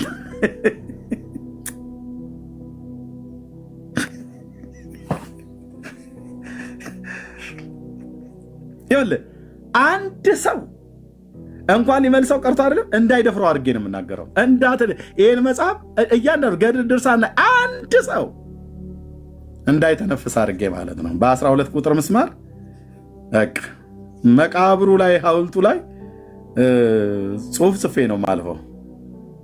እዚህ ጋር ምን አሉን? የአፉን መቀልጠፍ የመናገር ችሎታው ማለት ነው። ገጽ 51 ቁጥር 11 ላይ 5 ዓመት እስኪሆነው ድረስ መናገር የማይችል ሕፃን ሆኖ ከሕፃናት ጋር ይጫወት ነበር፣ በምድር ይመላለስ ነበር ይላል። የትኛው ነው ትክክል? ልጁ ይናገራል፣ ልጁ አይናገርም።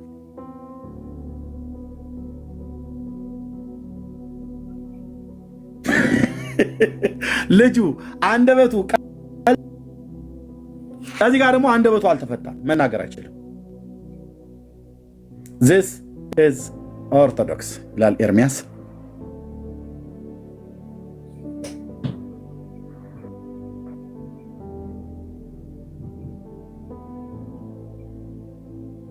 ለምን ኤርምያስ የምታነበው? እነዚህን መጽሐፍቶች እያነበቡ ህዝቤ ወደ መጽሐፍ ቅዱስ አልመጣላ። ስለዚህ እነዚህ መጽሐፍቶች ወደ መጽሐፍ ቅዱስ ይመጣሉ። ይሄው ነው ስራው። ስለዚህ ኦርቶዶክስን ከእንደዚህ አይነት ተረት ላይ ነቅሎ ወደ መጽሐፍ ቅዱስ የማምጣት አጀንዳን ያስኩት ነው። ወንድሞቼ ምን ጭምር ብሩክ አለህ ወይስ የለህም? እኮ ምንም ሊገባኝ አልቻለም። የዛሬ ቀን የለም ብሩክ። ኦኬ እዚህ ይናገራል ሕፃኑ፣ አፉ ቀልጣፋ ነው። እዚህ ደግሞ መናገር አይችልም። እንዲህ አይነት ጦርነት ነው የገጠመን። የዓለም ብርሃን የሆነ ብፁዕ ዮሐንስን ከወለደች በኋላ ባሏ መጣ ይላል።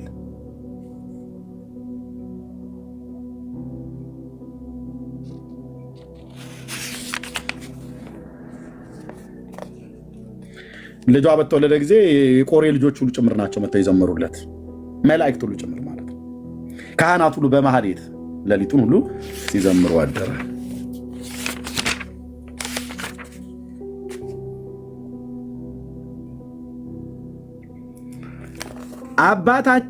አባታቸው ዮሐንስ የኢየሩሳሌም አውራጃ የምትሆን ሳሬራ ከምትባል ቦታ የወጣ ነው።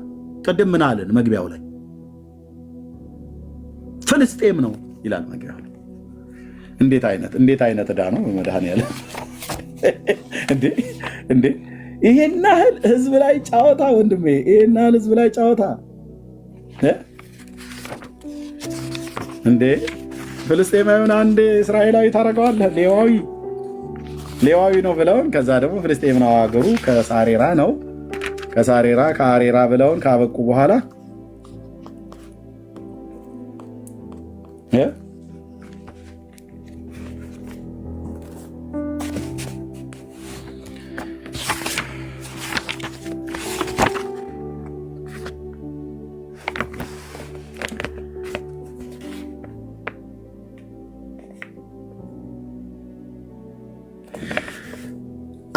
አባታቸው ገድለ ዮሐንስ እጨጌ ዘጸገሮ ገጽ 58 ለዚህ አውራ አስተዋራ ማለት ነው። አባታቸው ዮሐንስ የኢየሩሳሌም አውራጃ ከምትሆን ሳሬራ ከምትባል ቦታ የወጣ ነው። የማን አውራጃ ነች? የኢየሩሳሌም አውራጃ። ጻድቁ አባታቸው ምስራቃዊ ትውልዱ ከነገደ ሌዊ የሆነ ሲሆን ሀገሩ ሳሬራ የምትባል የኢየሩሳሌም ቅርብ የምትሆን የፍልስጤም አውራጃ ነች። የኢየሩሳሌም አውራጃ ነች። የፍልስጤም አውራጃ ነች ናት። የኢየሩሳሌም አውራጃ ናት። የኢየሩሳሌም አውራጃ ናት። የፍልስጤም አውራጃ ናት።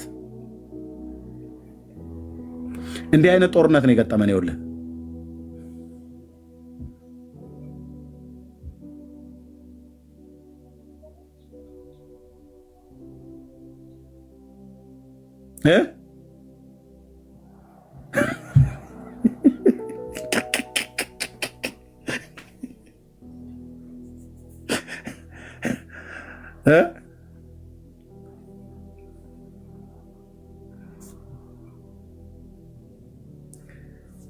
አይሰማም ወይ?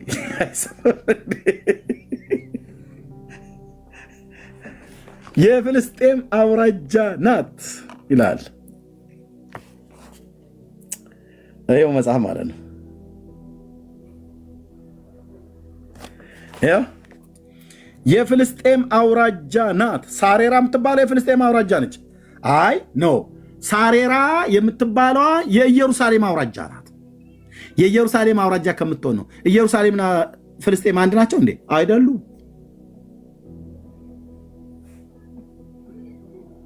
እዚህ የኢየሩሳሌም አውራጃ፣ እዚህ የፍልስጤም አውራጃ።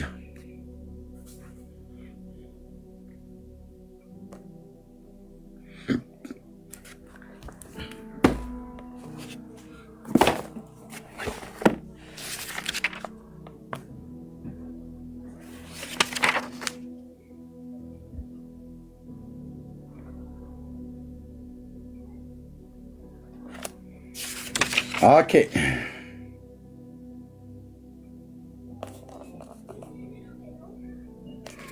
ከዛ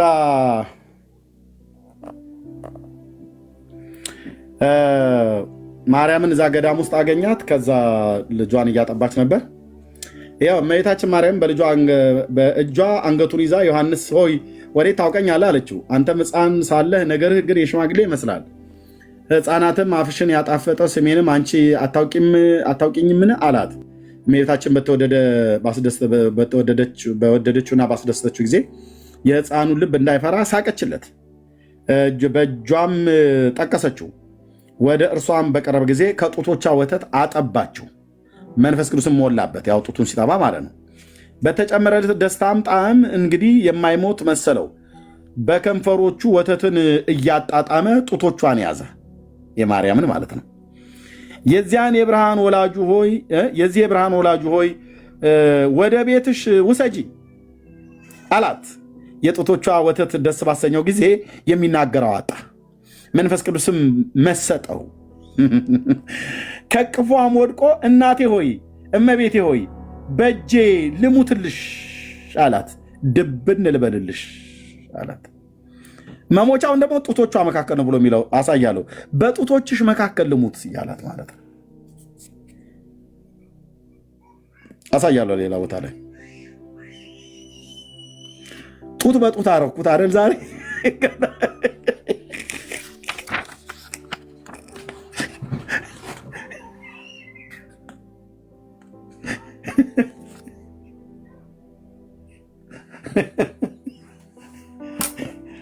የትም አትሄዱ። ጡት በጡት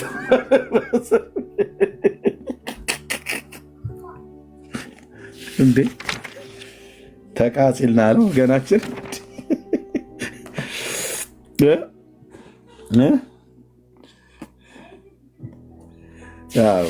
ገና ታያለ ገና ማለት ነው። መልአኩ ገብርኤል ተገለጠለትና ለአባ ዮሐንስ ዘጸገሮ ገጽ 73 ምዕራፍ 9 ከቁጥር 8 ጀምሮ ማለት ነው። እንቀጥላለን፣ ይነበብልሃል። ኦኬ አባ ዮሐንስም ይህንን አምላካዊ ምስጢርን የሚናገር የእግዚአብሔር መልአክ ቅዱስ ገብርኤል በብሩህ ደመና ተጭኖ መጣ። የእግዚአብሔር ወዳጅ ዮሐንስ ሆይ ፍቅር፣ አንድነት ለአንተ ይገባል አለው። መልክህ ሕፃን ሲሆን ነገርህ የሽማግሌ ነገር ይመስላል። በልጅነት የመንፈስ ቅዱስን ሥራ ትናገራለህ።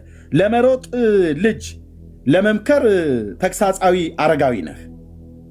ለተግሳጽ አረጋዊ ነህ ካለ በኋላ ነገር ግን አለው መልአኩ ሳትወለድ ምግባርህ የበዛ ሆንክ፣ የልጅነትንም ሥራ ናቅህ ተውህ፣ የሽማግሌን ሥራ ተከተልህ አለው።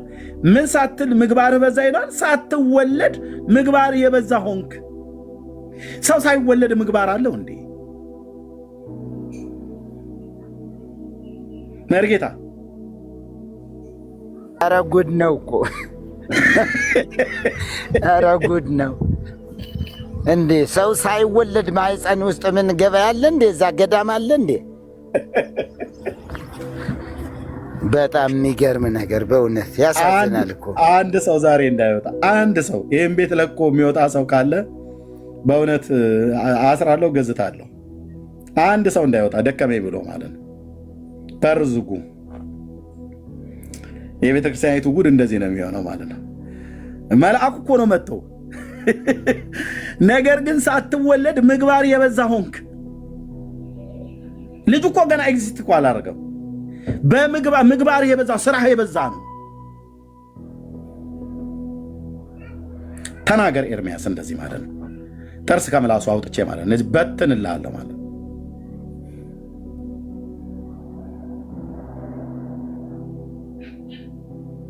ተናገሩ እንጂ ታች በኮሜንት ምንድነው እያደረጋችሁ ያላችሁት? ሰው ሳይወለድ በምግባር የበዛ ሆንክ አለው። መልአኩ ነው መጥቶ ያለው። ገብርኤል ይዋሻል ወይስ ገድሉ ነው የሚዋሸው? ታብታብ አድርጎ ወገኖች፣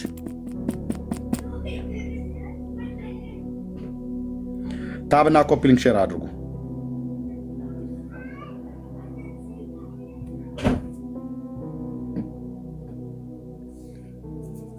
ሳትወለድ ምግባር የምታበዛ ሆንክ አለው።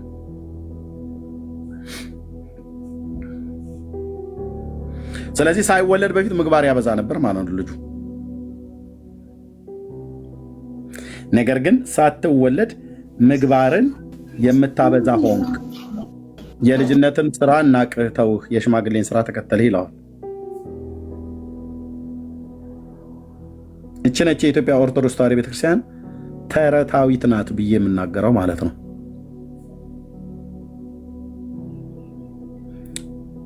ጽንስ ተጸንሶ ሳይወለድ ምግባር ያበዛ ነበር ብላ እንደዚህ የምጽፍ ማለት ነው።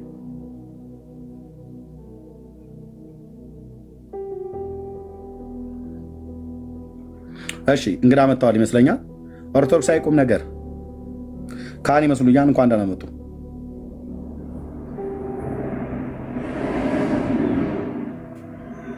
ኦርቶዶክሳዊ ቁም ነገር ከታች ያሉት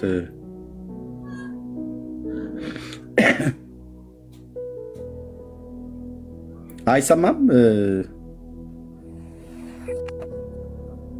ዳኒ ወንድምነት አለ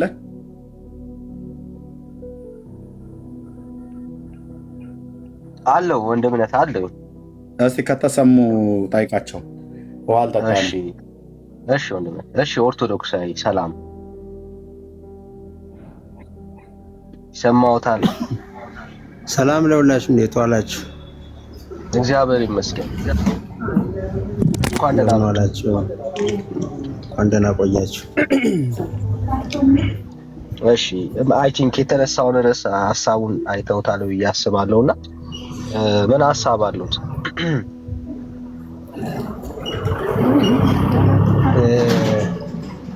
የኔ ሀሳብ አጋጣሚ ጡቷን አጠባሽው የሚለውን እያነበብኩ ነበርና እሱን ስላየሁትኝ ይቅርታ ጫጫታ ቦታ ስላለው ነው። እሺ ከቻሉ ጸጥ ያለበት ቦታ ሆኖ እስካሁን ድረስ ብዙ አይረብሽም። ድምጽ ግን አለ እና እኔ ኢየሱስ ለዚህ ብዙ ማብራሪያ የለኝም። ያው የራሴን ያው እንትን አስተያየት ሰጥቼ ለመውጣት ነው። ብዙም እንትን የለኝም።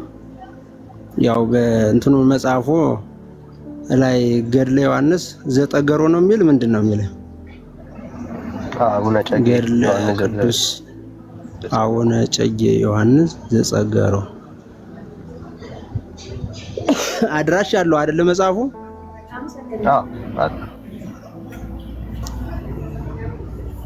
በግል ነው የታተመው በማይበር ነው የሚለው? እስቲ እሺ ቆይ መልካም እሺ። ተርጓሚ መጋቢ ምስጢር ፍሬ ስብሐት ዱባለ ሰተመ ከፋፋይ ተገሎ ዮሐንስ ህንጻ ሰሪ ኮሚቴ ዲያቆን ዮሐንስ አለመ መንገሻ ኮምፒውተር ይመጻፍ ዲያቆን ዮሐንስ አለመ እሺ አይቼዋለሁ። በእርግጥ ያው መጽሐፉን እኔ ብዙም ያው ያላየ እንትን አላልኩትም፣ ደግሞ ማይተም አለው። እኔ ገድሉን አላነበብኩትም። በጥቅሉ ያለ አስተያየት ልናገር። መጀመሪያ የምትጠይቁኝ ካለ ጠይቁኝና አስተያየት ልናገር። ኢየሱስ ክርስቶስ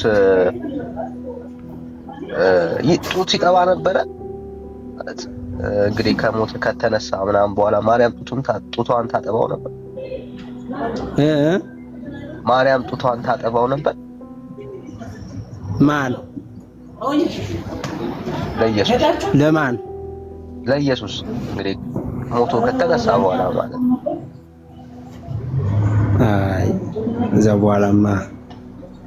በኋላማ አትንኪ ብሎ እዚህ በኋላ አድርጋለሁ አትንኪ ብሎ እዛ በኋላ ሌሎች ሁሉ እንዳይነኩት አዞ ሄደኩ አረገ። መጽሐፍቱ ላይ ኢየሱስን ጡት እንደምታጠባ ይላል። አንድ ዘዳኔ ቆይ ይቅርታ እንዴ እመለሳለሁ። እስከዛ ውይይታችን ያረጋሽ ጠብቁኝ። ቆይ እመለሳለሁ። ይቅርታ እንዴ። እሺ አባ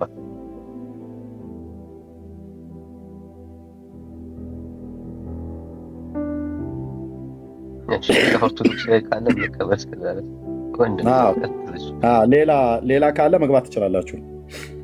ኦኬ ሌላ ካለ መግባት ትችላላችሁ። ሌላ ሰው ሊያወራ የሚችል ሰው ካለ ማለት ነው።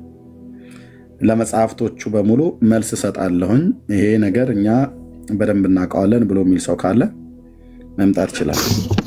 እሺ ተመልሻለሁ። ቤተሰብ ዳኒ እየቀጥሉ። እሺ አባ እና ጌታችን ኢየሱስ ክርስቶስ ሞቶ ከተነሳ በኋላ ጡት አልጠባም። ያው እንደሌላው በፊት እንደ እድገቱ ዙሮ የተመለሰበት እንትን የለም። አስተምሮ አረገ በቃ። ከዛ በኋላ ዳግም ይመጣል ብለን ነው ምናምን። እሺ ከመጽሐፍቱ ላይ ካደገ በኋላ ማርያም ጡት እንደምታጠባው ይናገራል። አይ እንደዚህ አይነት አስተምሮ የለም በእኛ። ካደገ በኋላ እንዴት ብሎ አደገ፣ ተጠመቀ፣ ሞተ፣ ተነሳ፣ ዓለምን አዳነ፣ ቀደሰ። እዚህ ውጭ ያው አረገ። ከዚህ በኋላ ምናልባት ለቅዱሳን ያው እንደ ስራቸው መጠን በጎ ስራ ሲሰሩ ሊገለጽላቸው ይችላል። ከእናቱ ጋራም በራእይም ሆነ በልዩ ልዩ መንፈሳዊ ሁነት ሊገለጽ ይችላል ብለን እናምናለን እንጂ ዙሮ ጡት ጠባ ዙሮ ጡት ይጠባል የሚል አስተምሮ የለንም። እንግዲህ ከየት አግኝተውት የሆነ ይሄንን ትምህርት ታዲያ እንደዚህ ጡት የምታጠባ እሱ ደግሞ ካደገ በኋላ እንግዲህ ጡት የሚጠባ ኢየሱስ ከየት አግኝተው ይሆን ታዲያ? እነዚህ ሰዎች የቤተክርስቲያኒቷ መጽሐፍ ነው። ቤተክርስቲያኒቷ እስካሁን ስታወግዘው አልሰማንም። ያው በቤተክርስቲያኒቷ ውስጥ እስቲል አለ ይሄ መጽሐፍ። በቤተክርስቲያኒቷ መዋቅር ስር የታተመ መጽሐፍ ነው። አሁን ይሄ የሚለው ጌታችን ኢየሱስ ክርስቶስን ነው ጡቷን አጠባሽው የሚለው እዚህ አሁን ያለው ነው ወይስ ከዚህ ከድርሳኑ ነው የተገኘው? ከሌላ ላይ ነው? አይ ከዚህ ከድርሳኑ ላይ። ይሄ እንኳን አስተምረው ከዚህ እንደገና ጌታችን ኢየሱስ ክርስቶስ እንደገና ካረገ በኋላ እንደገና ከመቤታችን ጡት ጠባ። እሺ ከመቤታችን ጡት ጠባ የሚል አስተምሮ ልክ አይደለም። ካረገ በኋላ ከመቤታችን ጡት ጠባ የሚል የለም። እንደውም በማቴዎስ ወንጌል ላይ የተጻፈው ተነስቶ ሳለ መቤታችን ማለት ማርያም ሄዳ ኢየሱስ ክርስቶስን ልትይዘው ስትል አትንኪ ነው ያላት አይደለም። ከዛ በኋላ በዚህ ነው አስተምሯችን እንደዚህ ነው እንጂ ካረገ በኋላ ጽኑ ጸጋው ለአብ የአብ ተስፋን ጠብቁ መንፈስ ቅዱስን ልክላችኋለሁ ተጠባበቁ ብሎ ካረገ በኋላ ጡት የሚጠባበት ምክንያትም የለም። እንደዚህ አይነት አስተምሮም የለንም። ያደገስ ኢየሱስ ጡት ይጠባል ብሎ ያስባሉ? እንደው ተባረኩስ በፊት አድጎስ ኢየሱስ ጡት ይጠባ ነበረ ብሎ ያምናሉ? አረ እንደሱ አሁን ጌታችን ኢየሱስ ክርስቶስን ጡት ጠባ ተብሎ ሲነገር እኮ መቼም ለስም አጠራሩ ክብር ይግባውና እናት መሆኗን ለመግለጽ እሱም ከሰው መወለዱን ስጋ መልበሱን ስጋን ተዋህዶ ሰውን ማዳኑን ለመግለጽ እንጂ ኢየሱስ ክርስቶስ በጡት ሳይሆን ያደገው ራሱ ምንም የሰው እንደ ሰውኛን ቢሰራ ደግሞ እኮ አምላክ ነው።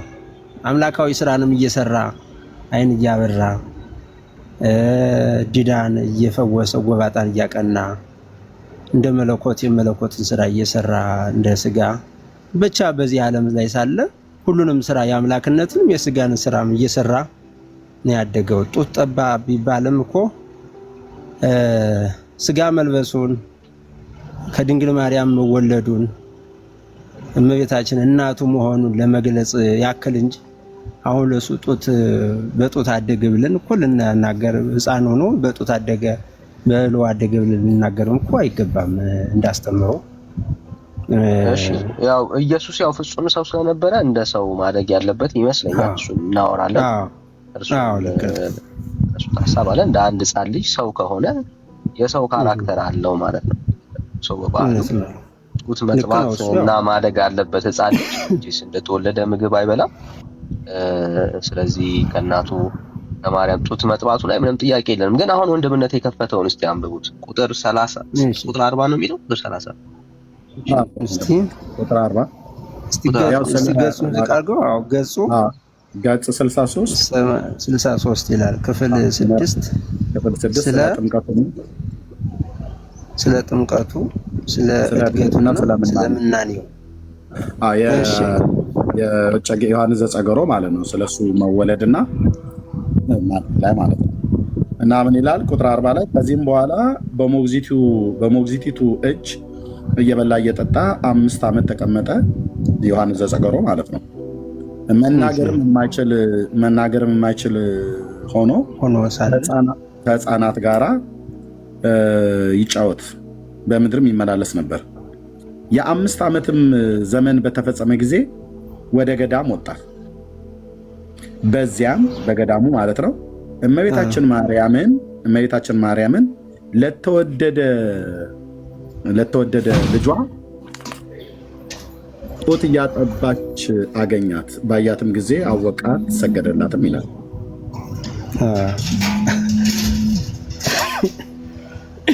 ያው ምናልባት አሁን ይሄ ወንድምነት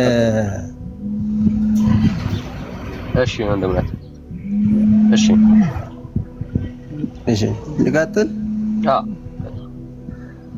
አሁን ይሄ አገላለጽ አሁን ጡት እያጠባሽ አገኛት እንደገና ኢየሱስ ክርስቶስ ወደ ዓለም ተመልሶ በምድር እየተመላለሰ እሷም ከሞት ተነስታ እንደዚህ አይነት ሳይሆን ምናልባት በቤተክርስቲያናችን አስተምሮ መሰረት ምስለ ፍቁር ወልዳ የምንለው በቤታችን ልጇን ታቅፋ የምንሳለመው ወይም ደግሞ በቤተክርስቲያናችን ላይ እንትን የምናደርገው ስለ አድኖ አለ። ያንን አይቶ ያንን በማየት ምናምን የሚል ካልሆነ በቀር እንደው እንደ መንፈሳዊ ሐሳብ ነው። ይህም ራሱ አሁን የሚለው አገላለጹ እያጠባች አገኛች ነው የሚለው። ነገር ግን እያጠባች አገኛች ሲል ምናልባት ያንን ጡት እያጠባች ያለው ስላድኖ በዛ መሰረት በዛ እይታ አያት ለማለት ተፈልጎ ካልሆነ በቀር እሳቤው ይሄ አሁን እንደ ስጋ ሐሳብ ወይም እንደ በዚህ እኛ እንደምናየው እንደምንናገረው በግልጽ እመቤታችን ከሞተች ስንት ዓመት ሆኗል? ይሄ ድርሳን እንግዲህ እንትን ካለ ደግሞ ጌታችን ኢየሱስ ክርስቶስም ሞቶ ተነስቶ አድርጓል። በዚህ ሰዓት በመንፈሳዊ እይታ ወይም እንደ ራእይ ወይም እንደው በቃ ተአምር ካልሆነ በቀር በትክክል ነው የሚባል ሐሳብ አይደለም። በተአምር ሊሆን ይችላል። ያው ምናልባት ሰው ሲበቃ እግዚአብሔር ተገልጾ ሊያጽናናው ይችላል። ቅዱሳንም ተገልጸው ከእግዚአብሔር ተልከው ሊያጽናኑት ይችላሉ ለመናኝ ሰው እንጂ በግልጽ እንደገና ኢየሱስ ክርስቶስ ሕፃን ሆኖ ወይም ደግሞ በግዘፍ በትልቁ ሆኖ የ30 ዓመት ሆኖታል ብሎ እንግዲህ ያው በ30 ዓመት ተጠመቀ ብለን እያስተማርን እዛው በኋላ እንደገና ትልቁ ነው ወይም ደግሞ የሚጠባ ሆኖ እኔ ይሄን አልቀበለውም። እንዴት ነው ሊሆን የሚችለው ብዬ ለራሴን እንትን ማስቀምጠው ይሄ እንደ ግን የእርሱ ሳይሆን አሁን ችግሩ ምንድነው? መጽሐፉ ነው እያለ ያለው መጽሐፉ ነው የተናገረው እና መጽሐፉ በግልጽ ጡት እየጠባ አገኘው ነው የሚለው። ስለዚህ መጽሐፉ ያለው ነው አሁን እያወራን ታምር ሊሆን ነው ታምር ነው ብዬ ነው አያት ሳይሆን አያት ቢሆን እንኳን ምናልባት በራእይ ሊሆን ይችላል ይባል ነበረ። ግን ጡት ስታጠባው አገኛት ነው የሚለው። ይሄ በአካል ነው አገኛት የሚለው እና ስለዚህ ምን ማለት ነው የተሻለ የሚሆነው? ይህንን አልቀበለውም ማለት ብቻ ሳይሆን መጽሐፉ ራሱ ትክክል አይደለም የሚለውን አቅም ካገኙ ይሄን ነው ማለት የሚጠበቅበት። ተአምር ነው ተአምር ነው። አሁን ጌታችን ኢየሱስ ክርስቶስም ተገልጦ እመቤታችንም ተገልጣ ልትታይ ትችላለች። ተአምር ይሆናል። ተአምር ማለት እስቲ ኢየሱስ አሁን ካደገ በኋላ ከማርያም ማለት ምን ምክንያት አለበት ጡት የሚጠባበት? በሕፃንነቱ ያው በሕፃንነቱ ስለ ፍቁር ወልዳ ያለውን ብንወስድ ለዛ እንጂ መርጌታ ያለው ቃል በጣም ወሳኝ ቃል ነው። ልብ በሉ። አያት ቢሆን በራእይም በህልምም ልንደውል ታይታው ነው ተብሎ ሊባል ይችላል። ጡት እያጠባች አገኛት ነው ብሎ የሚለው ስላገኛት በአያትም ጊዜ አወቃት ሰገደላት የሚላል አግኝቷት ተአምር ነው። ተአምር ብለን ነው ታዲያ ተአምር ነው አይደል? ነው አንወስደውም። ተአምር ነው ብሎ አይደለም። በዚህ በገድላት ውስጥ እኮ ይቅርታ ያው ቃል ላይ እንትን አልኩ እንጂ ያው ገድላትንና ድርሳናትን ስንመለከት ተአምር ነው ብለን ካልወሰድ ነው በቀር ብዙ እንደኛ አስተሳሰብ ስንቀምረው ሊሆን የማይችል ብዙ ነገሮችን እናያለን። ያው በጻፈ እናያለን፣ ሲነገርም እንሰማለን። እና ገድላትና እንደው ተአምር ነው። ቆይ አሁን ለሴክ ኦፍ አርጊውመንት ተአምር ነው እንበል። በተአምራቶቹ ውስጥ ማን ነው ታላቅ ሆኖ መታየት ያለበት? እሱ ማን ነው መክበር ያለበት? የነሱ ነው እንግዲህ እሱ አገላለጣቸው። ማን ነው መክበር ያለበት? በተአምራት ውስጥ ማን ነው መክበር ያለበት? ተአምሩን እኮ አሁን እዚህ ላይ ማለት የፈለገው እመቤታችን አገኛት ነው ያለው። መጀመሪያ እመቤታችን ልጇን እያጠባሽ አገኛት ነው አይደል የሚለው እኮ። ማን ነው አሁን በዚህ ተአምር ውስጥ መክበር ካለበት? እሷን አገኛት።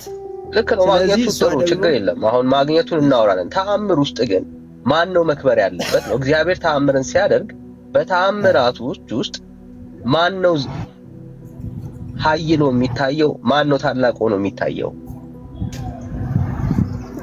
ተአምር ሲደረግ ማንን ለማክበር ነው? ተአምር እንግዲህ አሁን በተአምሩ ውስጥ ሰው እንደ ጸለየው ጸሎት ሊገለጽ ይችላሉ። ቅዱሳን እንደ ጸለየው ጸሎት ሊገለጹ ይችላሉ። አልገባኝም። ኢየሱስ ክርስቶስ ጸሎተ ማርያም እየጸለየ ሱባኤ ቢገባ እሺ እመቤታችን በስዕል አድኖ እንደምናያት ልጇን ታቅፋ ልጇን እያጠባሽ በዚህ በስዕል በምናየው በዛም ሁነት ልትገለጥለት ትችላለሽ። እስቲ ማስረጃ ምክንያቱም አሁን እያወራን ያለ ነው ወንድ ብለህ ታወራ አላወራም ቀጥም እሺ እያወራን ያለ ነው ተአምር የምናወራ ከሆነ እግዚአብሔር ተአምር የሚያደርገው ማንንም ለማሳየት አይደለም። ኦኬ በአዲስ ኪዳን የሚደረጉ ተአምራቶች አንድ ክሊር መልእክት አላቸው። የሚከብር ልጅ አለ፣ ከፍ ብሎ የሚታይ ልጅ አለ። መንፈስ ቅዱስ መጥቶ ተአምር ቢደረግ አሁንም የሚታይ የሚነገር አለ ስለ ልጁ ስለ ክርስቶስ ኢየሱስ ኮንፊርም የሚደረግ ነገር። በቤተ ክርስቲያኒቱ ውስጥ ያለው የተአምር የመጨረሻ መደምደሚያ ዓላማ ይሄ ነው። ጳውሎስን ለማክበር ተአምር አይደረግም። ሌሎች ቅዱሳን ጻድቃንን ለማክበር ተአምር አይደረግም። ተአምር ከተደረገ የሚደረገው ተአምር ኢየሱስ ክርስቶስን ለማክበር፣ ከዛ ውጪ ሌላ ምንም ተአምር የሚደረግበት ሪዝን የለም። በአዲስ ኪዳን ማንንም ለማክበር እግዚአብሔር ተአምራትን አያደርግም ከልጁ በስተቀር። ስለዚህ አሁን አለ የሚሉኝ ከሆነ በዚህ ሲጀመር ስለ ስዕል አይደለም እየተወራ ያለው። አሁንም ቆመን ማየት ያስፈልጋል። አገኛት ነው የሚለው። ስለዚህ እየተወራ ያለው ኢየሱስ ክርስቶስ ጡት እየጠባ መታየት የተፈለገበት በቤተ ክርስቲያኒት ውስጥ የሆነ አጀንዳ አለ ማለት ነው።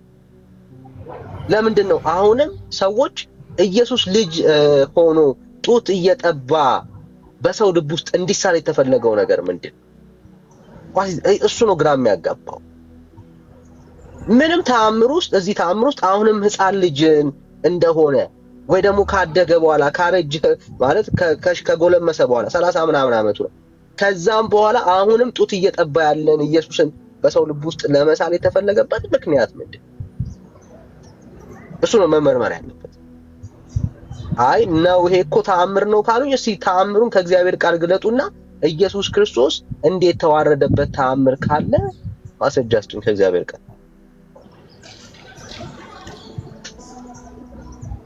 ይህ እኮ ተዋረደበት ሳይሆን እመቤታችን ልጇን እያጠባሽ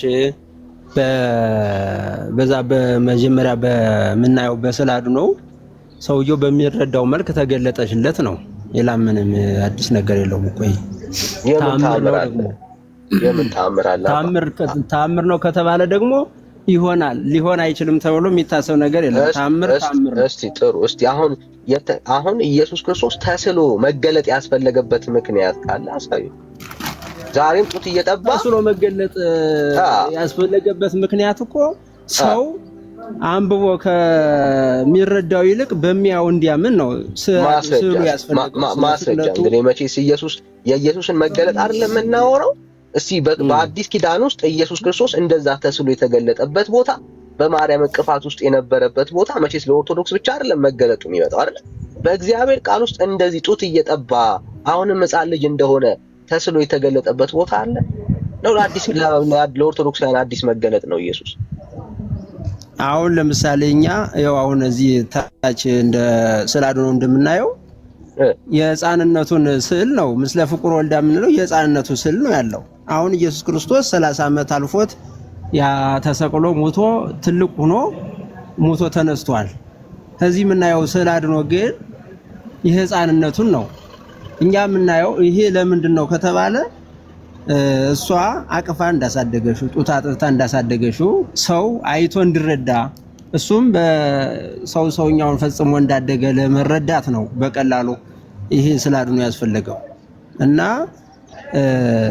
ይሄ ደግሞ ሰው ባየው ሁኔታ በለመደው ነገር በአይምሮው ያ ተአምር ሊገለጽለት ይችላል ነው።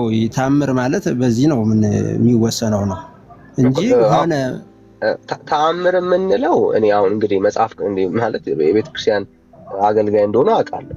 ተአምር የምንለው እኛ ያሰብነውንና ያለምነውን ነገር ማየት አይደለም አይደል? ሲጀምር አሁን ኢየሱስ ክርስቶስ ልክ ማርያም እንደዚህ ደግሞም ኢየሱስ ደግሞ እንደዚህ የሆነችበት ስዕልን እኮ ይሄ እኮ የሰው የእጅ ስራ ነው አይደል? መጽሐፍ ቅዱስ ውስጥ ኢየሱስ ክርስቶስ በእንደዚህ መልኩ ስለመሳሉና ኢየሱስ ክርስቶስ ነው የሚያስብል ምንም መጽሐፍ ቅዱሳዊ ኤቪደንስ የለውም። ካለው ትቀበላለህ። ይሄ ሰው ኢማጂን ያደረገው ጉዳይ ነው። ይሄ ማንነት ደግሞ መጽሐፉ እያወራ ያለው ልክ በዚህ መልኩ ሳይሆን ማርያም ጡት እያጠባችሁ አገኛት ነው የሚለው። የተገኘው ማን ነው? ጡት እየጠባ ያለው ኢየሱስ ክርስቶስ ነው። ማርያም ምን እያደረገችው? ኢየሱስን አሁንም ጡት እያጠባችሁ ነው እያለ ያለው መጽሐፍ። ይሄ በምንም ታሪክ ተአምር ሊሆን ይችላል ወይ ካሉኝ አይሆንም። ምንም የሚያሳየው የሚያስተምረው ነገር የለም። ጉዳዩ አሁን እንዴት እንደማስረዳው በእግዚአብሔር ቃል ውስጥ አሁን ይሄ ተአምር የሚያሰኘው ምን ቁም ነገር አለው? ምን ቁም ነገር አለው? ተአምር ያስባለበት ምንድን ነው? እሱ ማርያምን ማየታቸው ነው? ምኑ ጋር ነው ተአምር የሚባልበት? ኬዙ ምንድን ነው? የለም እኮ በእግዚአብሔር ቃል ውስጥ ልታገኙት እኮ አይችሉም። ይሄንን አሁን ልንማርበትና ልናይበት የምንችለው ምንም አንዳች ነገር የለም። ኢየሱስ ካደገ በኋላ አሁንም ጡት ይጠባል የሚል መደምደሚያ ያለው ሐሳብ እንዴት አድርገን ነው ተአምር ነው ብለን የምንቀበለው?